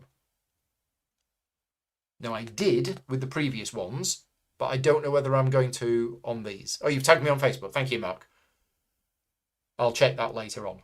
Yeah, so what I'm going to do for now is I am just going to put them in that area. I am not going to do anything with them because it doesn't say to do anything with them. It just says to put them there. I'm assuming they're worth points at the end of the game. Yeah, discovery and supremacy tokens are worth 3 points each. So I think I did it wrong earlier. When I drew the 2 tokens from here, which was these 2, and I resolved these, I don't think I should have done. In fact, it was that one and that one. It was that one and that one. And I don't think I should have resolved them. I think I should have left those tokens in that area. Yeah, they don't resolve. Thank you, Ian. They score at the end. So I can actually undo it, but it's not worth it. I'm not going to bother undoing it. It's probably roughly about the same. Anyway, I've totally lost track of where we are. I think it's this fight. I think it's this fight here, and Unity won and defeated the Galactic Kraken and moved up on that track and got an upgrade token, and that upgrade token was this, and it moved up on 2 tracks, which caused all sorts of nonsense. And then I spent my resource to keep my ship on the planet. Right, okay, we're good. Yes, you do not resolve them. Thank you. I got that wrong earlier, so apologies for that. But I think we're all good. And everything stays here. Because Unity won the fight. I don't know if I moved it up on the red track. I might not have done. I don't think I did. So we're going to move it up on the red track, which means it gets that. Again, 3 points at the end of the game. And I repaired my ship. And the Galactic Kraken is now damaged. So, oof. I think that's Unity's turn, and then we get the event.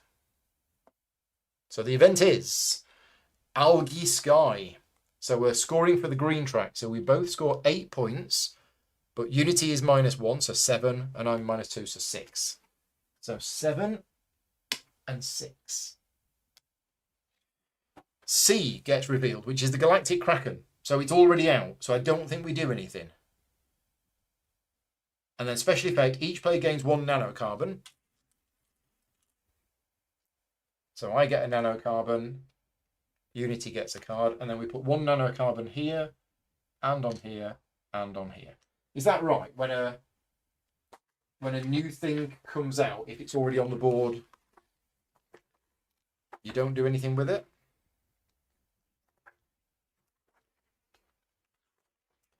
Scoring an event. Place new raider, find the raider card, place it face up, place it standee in the region listed on its raider card. What if it's already on the board? Send out 2 S's instead. Ah. Where's that in the rules? Not there. It's got to be there somewhere. I seem to remember that is the rule, but I don't know where that is in the rule book. It's probably somewhere. Page 11. Right, so we're sending out 2 S's, and these arrive on the same nebula or a different one. It's already on the board. Place 2 S in the region indicated on their card. Region indicated on their card begins in a random nebula.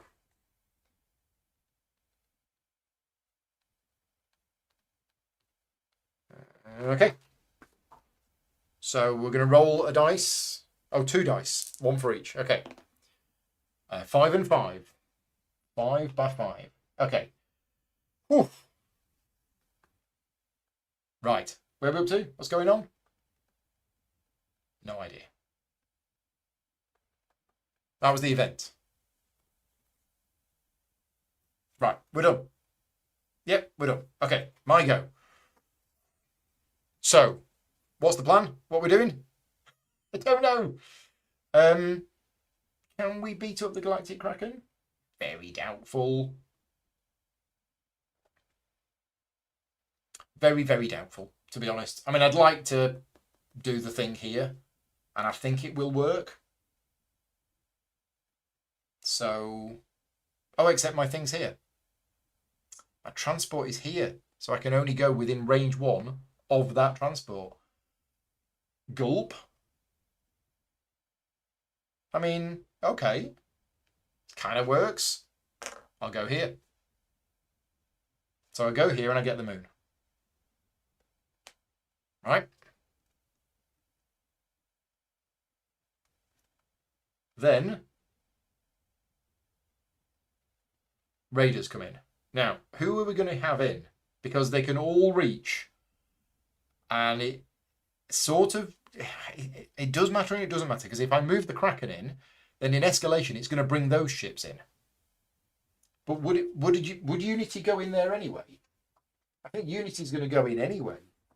Because it likes to get involved in fights. Or does it only get involved in fights where it is?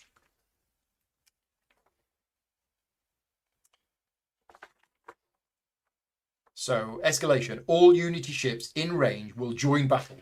Okay, so I don't have much choice with this. I really don't. Unless I played Gravity well. If I played Gravity well...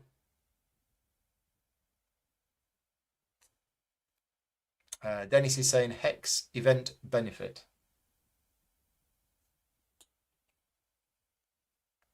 Not sure what you mean by Hex event benefit. Unless I've missed something else.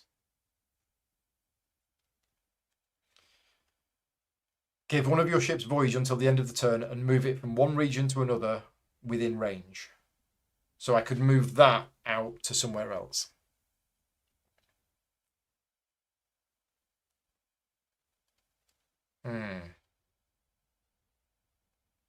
No, I think Unity's going to get big again. It's going to have another fight where it's going to do really well. Oh, the exposed weakness has gone, thankfully.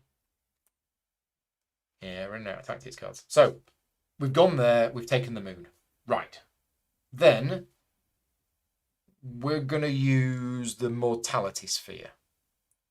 So I've attracted the mortality sphere. Oh, Dennis meant add another hex to the board due to the event. I think I did. I think I did that.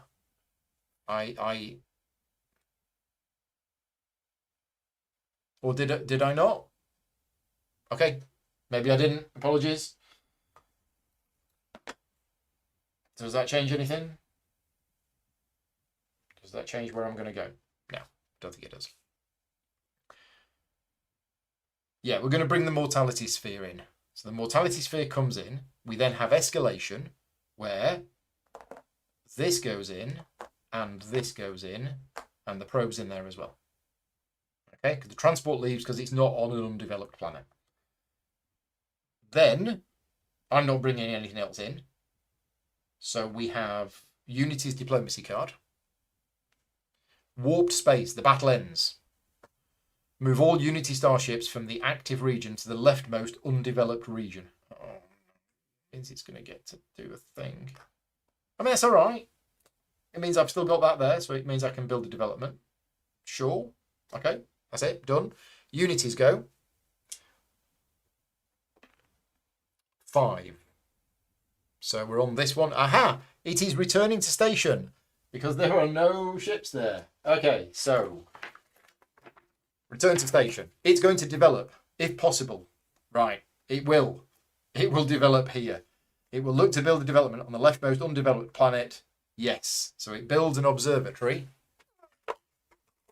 here, which doesn't cost it any resources. It does use one of its leaders, and it is going to get 2 points for doing that. And it gets an observatory card. So it gets a second observatory card, which I put somewhere safe. I don't know where I put them. Here. Okay, and the one-off benefit is it gets 2 tiles from the top, which is effectively 6 points. I just put them that way up. It's easier.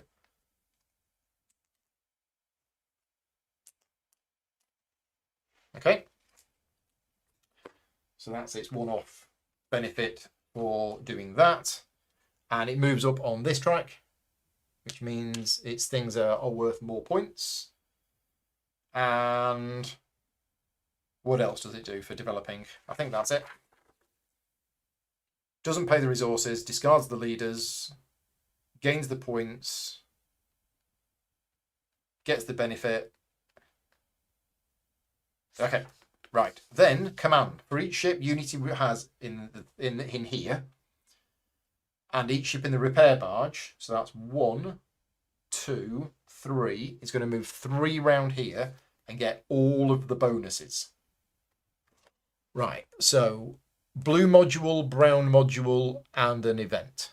So do the event, that's easy. Blue module is that one, brown module is that one. That's easy. That comes damaged. It's moving up on the blue track and the brown track. That moves up to there, that moves up to there. That's easy. I'll fill them in later. It's doing a repair. So it can move that one. And it does say, if Unity ship is repaired and moved to repair bars during this phase, advance the command marker 1 more time. So it goes again. Green module, which means it moves up on the green track, which is another event. And that's another repair, which moves that to there, which means it moves around again. There's another event. Wow. It moves up on the supremacy track, and it builds a development. But I don't think it can now. No, it can't. Scrapyard. For each Unity ship in the scrapyard, it gets 2 points. No, and then return them. And this goes on the highest numbered space? No, lowest numbered space. So that goes on number 1. Fighter goes there. The Enterprise goes there. Right. Oh, it repairs modules first, not ships. Okay, I can undo it. I can move that down there, and take that off. And then I can put that back and do that, and do that, and do that. There you go. I think I've undone it. Thank you. Right. Return. Done. So I'm going to have to play quick. I've got 5 minutes left. So, yeah, I'm probably not going to finish the game. It's fine, because I know I've not won, and it's been a really good learning experience. But it's my go. Now, I could warp this to the development office and build here. This is kind of what I was planning to do. That's actually going to help me that much. Don't know if it is. What are my other options? I mean, yeah, getting points is tricky. Getting points is really tricky because end game scoring, it's going to get loads. I have lost this by a country mile because I'm playing terribly, and I know that, and it's fine, and it's still good fun.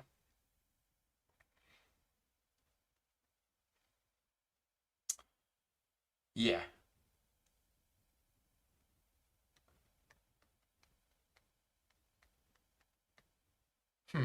So,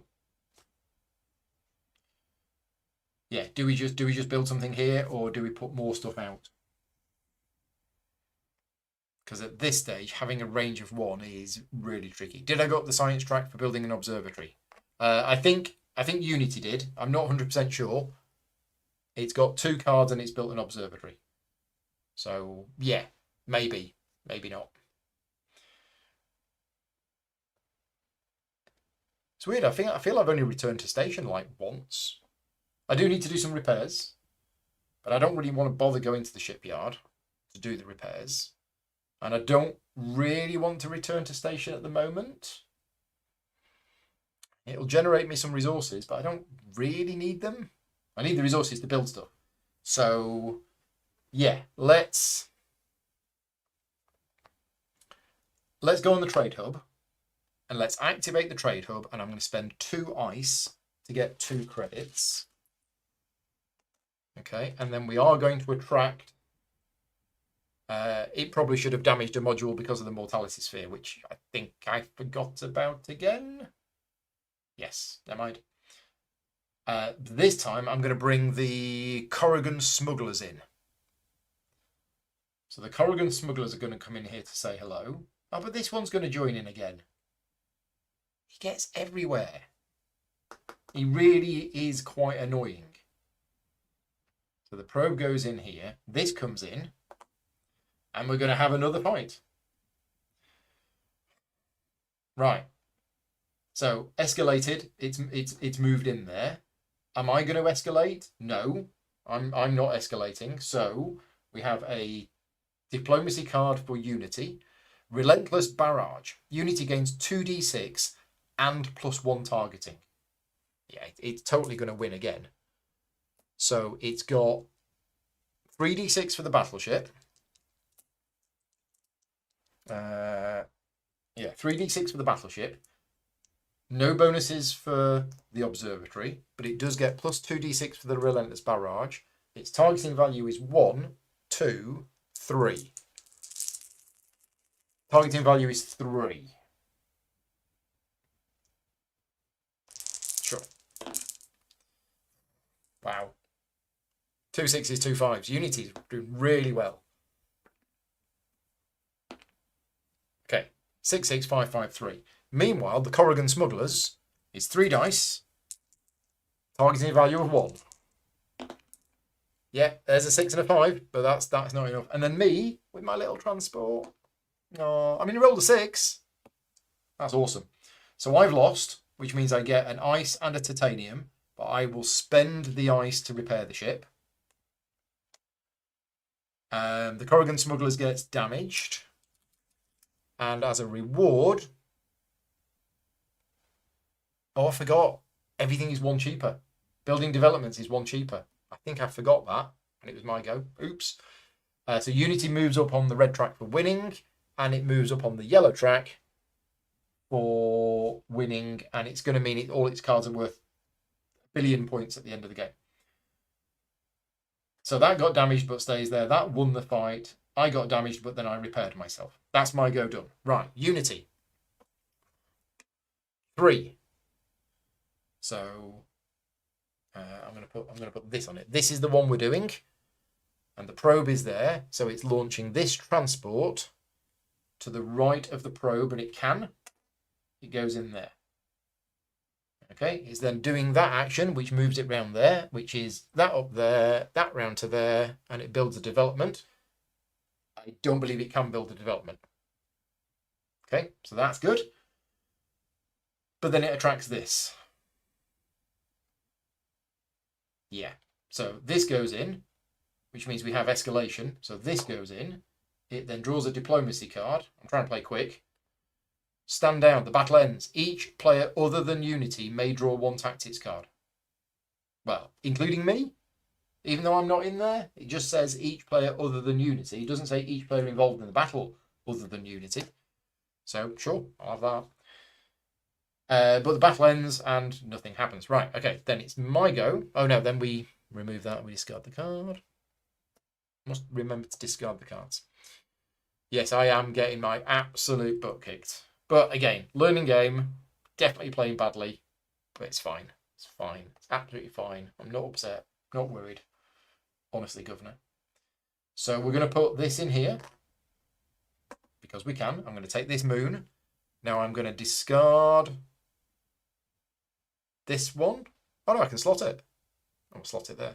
There you go. So I've gone there. I've taken the moon. I'll also take the ice, and we attract this, which means these come in, and we're going to have yet another fight. So, diplomacy card. Return to active duty. Move half of Unity ships rounded up from the scrapyard to the active region. There is none. Right, so the Corrigan Smugglers are on 3 dice with a targeting value of 1. So it's rolled a 5 and 2 2s. I'm in there with my little ship. I rolled a 5. And then Unity has got 3, 4 with a targeting value. Oh no, I get an extra dice. I get an extra dice because I've got this development here. I should have had 2 dice. 3. Unity, I believe, has got 4 dice with a targeting value of 3.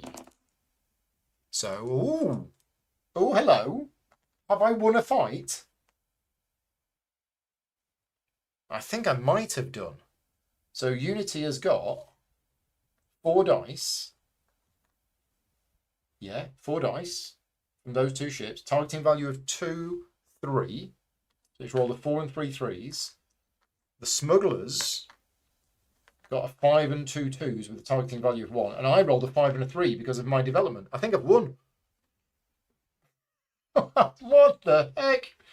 Well, that's amazing. So the Corrigan smugglers are blown up. And I move up that track. And they're gone. And this gets actually blown up because it was damaged. That's incredible. But there you go. Them's the brakes. My transport is there going, yeah, bring it on. Right, that's it. Unity's go. I'm going to get in so much trouble when Vicky gets home and I am not packed. So this is going northeast of the probe. It's going there. It can go there. It moves around. It builds a yellow module, which becomes damaged. It moves up on the yellow track. I haven't been replenishing those just because I can't reach. And what else does it do? That's it. That's that for moving. But no raiders. Finally, the galaxy is safe. Slightly. Right, and then my go, I wanted to go to the development office, which I can do. It's just you can't launch to an occupied area. So yeah, I think I do. I think I want to go into here, take the leader out, use the ability of the region to build a development, and we're going to build the development here, which is going to cost me a nanocarbon, a credit, a titanium, and a nice.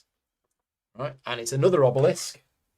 Am I doing this correctly? Oh, red track for winning. Yes, thank you. So I'm going to build that on there. It's going to go on. It's going to go on. I'm going to pop a leader in it. There you go. I get 2 points. Wow. Is it going to fit? Is it going to fit? Some of these are a little tight, and that one is definitely not fitting in. That's going to need the hot water treatment. So yeah, I get 2 points for that. Woohoo! But it is another obelisk, which I can flip over for 4 energy at some point if I really wanted to.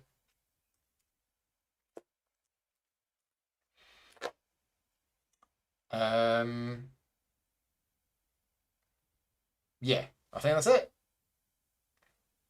Then we have a fight. It can't bring anything else in, but I can bring this in.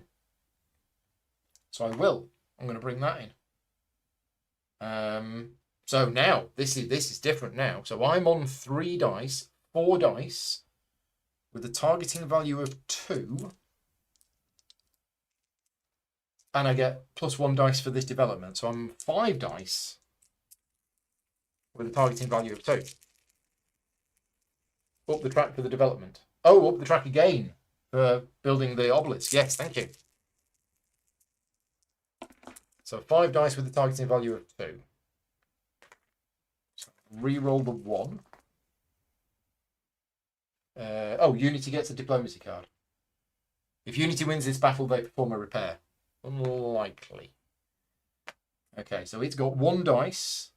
No, oh, it gets +1 dice as well. And it's got a targeting value of 2 because of that. Okay. Okay, I've won. So I move up on the red track for winning. And that gets blown up and goes there. And do I get any other bonus for winning? I don't know if I do. I'm so used to losing. Yeah. I mean, I'm going to count that as a victory. I've done good in the end. I'm happy with what I've done there. But yeah, I think we're going to have to call it because it is... I'm leaving in 20 minutes' time. And I'm not finished packing yet. So it's a little disappointing that I haven't finished. But we're fairly close to finishing anyway. The next event would have triggered. And it would have been points based on the green track. So it would have been 9. It would have been 8 points. We would have been very, very close. Now, I do want to just look at the end of game scoring to see how much I lost by. So at the end of the game, each of us scores for our position on the tracks, and Unity is a lot higher on the tracks than me, and he's clearly getting a lot more points than me. Then developments. At the moment, it's got 2 observatories. They are level 2, so it gets 7 points each. I've got 2 obelisks. My obelisks are level 2, so they're 7 points each as well. Oh, I get my track bonus, 2 points. Hey! Quasars and vortexes we're not using. Damage, 2 points for every damaged module. Moon tokens are worth 2 points each. Now, that's only for Unity, so all of its moon tokens are worth 2 points, and all of its discovery and supremacy tokens are worth 3 points. The upgrade tokens are not worth any points because the upgrades are things that it actually uses to help it get better. So all of the other tokens that it collects are just worth 3 points each. The Vault, it gains 0, 1 or 2 points for each of its tactics cards up to 15 based on its position. So because it got to here, assuming it's got 15 tactics cards, it gets 15 points. Relics, if you're using relics, it scores the same as the human player. Leaders on the station are worth 1 point each. So that's the same as a human player. And then the Destiny cards, if you're using the Destiny cards, which I've not used. So yes, we definitely lost. If that card had have come out, I would have gained probably here. But then in end of game scoring, it would have definitely scored a lot more than me. That's it. That's it. Question is, did I enjoy the solo playthrough today? Yes and no. The reason why I didn't enjoy today's playthrough is that when I'm live streaming, and although I made this clear at the start that this isn't a sponsored playthrough, I haven't had the time to play it and practice it and everything else. It still makes me uncomfortable when I am doing a playthrough and I clearly don't know the rules of the game. I do them because I want to produce content. It was either this or there would be no content. I could have practiced it this afternoon and it wouldn't have gone live. And then you might think, well, why didn't I do that? And then do another playthrough next week when I actually know how to play the game. Well, I don't know if I've got time next week to do another playthrough of this. So, you know, with me, you get what you see. And I made it clear at the start, it was going to be very rough and I'm going to get the rules wrong and I'm going to rely on the chat. And I did. And I have to say a huge thank you to people in the chat. Mark, Dennis, James, Ian, all of these people who've been helping me out with the rules. Without you, I might as well have given up. It would have been a disaster.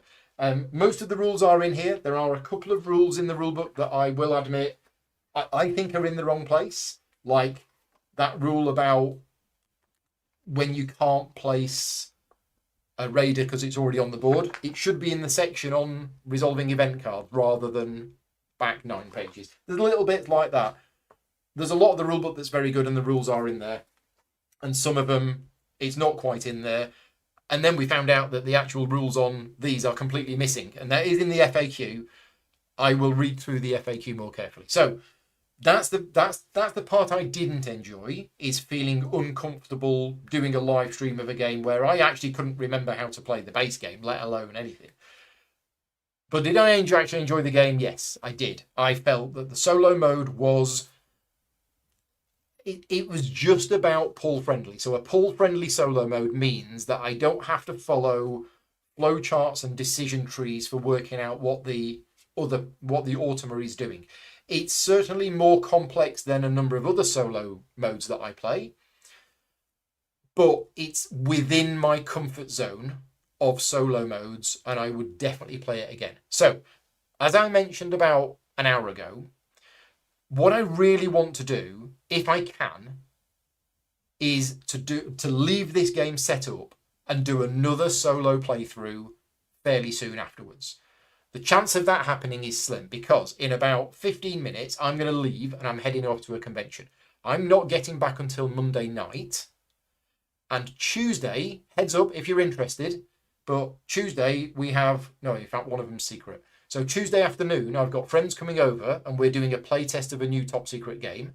And then Tuesday evening, we're doing a live stream. So I'm not going to promise anything, but hopefully if I get a good night's sleep on the Monday night, what I might do, just for you, is play this again on Tuesday morning. Now, those of you in America are going to be fast asleep, but you can always watch it back later. So here's my plan.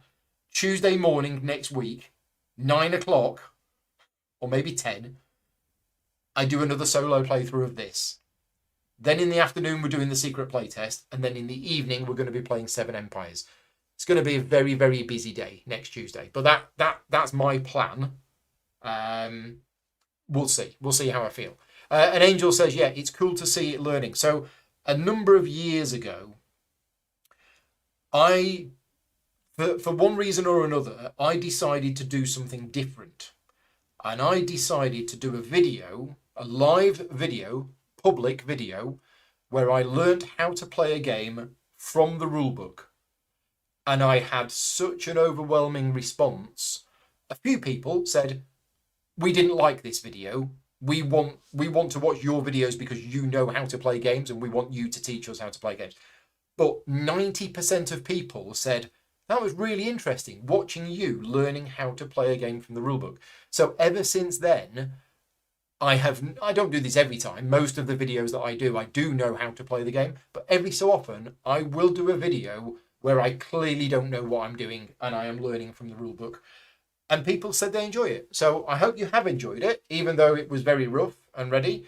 And if you don't know anything about the game, hopefully it's given you an idea of what the game is. It is a very good game. This is one of the better games that came out last year. The production value is out of this world. And I personally believe it isn't overproduced. These miniatures are gorgeous. And sure, these could be cardboard counters. It wouldn't have the same impact. You take these miniatures out and everything else about the game is really, really good production. And in my opinion, not overproduced. They've done a really good job with it. And yeah, that's it. Right, I'm going to disappear and go and pack my suitcase. Thank you again to everybody for joining me. As I mentioned at the start, I'm only able to take time away from my paid work thanks to the support of my Patreon campaign. So huge thank you to all of my Patreon supporters for funding the channel and allowing me to carry on doing the things that I do. And if you want to support me, you can do so at patreon.com/gaming rules. And for those people who don't watch many of my videos, my recent video log, I talk about all of my plans for the next month. So I've talked about all of the games that I've done in January, not this one. And I also talk about all of the games that I've got planned that I'm going to be covering on the channel over the next 3 or 4 weeks. So if you're interested in that, that video is on the channel as well. But for now, I will say goodbye. Have a great weekend. I might see some of you at the convention this weekend if you are going. Most of you are already there playing games, and I'm slightly jealous. But I will be there this evening. I'll see you next time. Cheers, everyone. Bye-bye.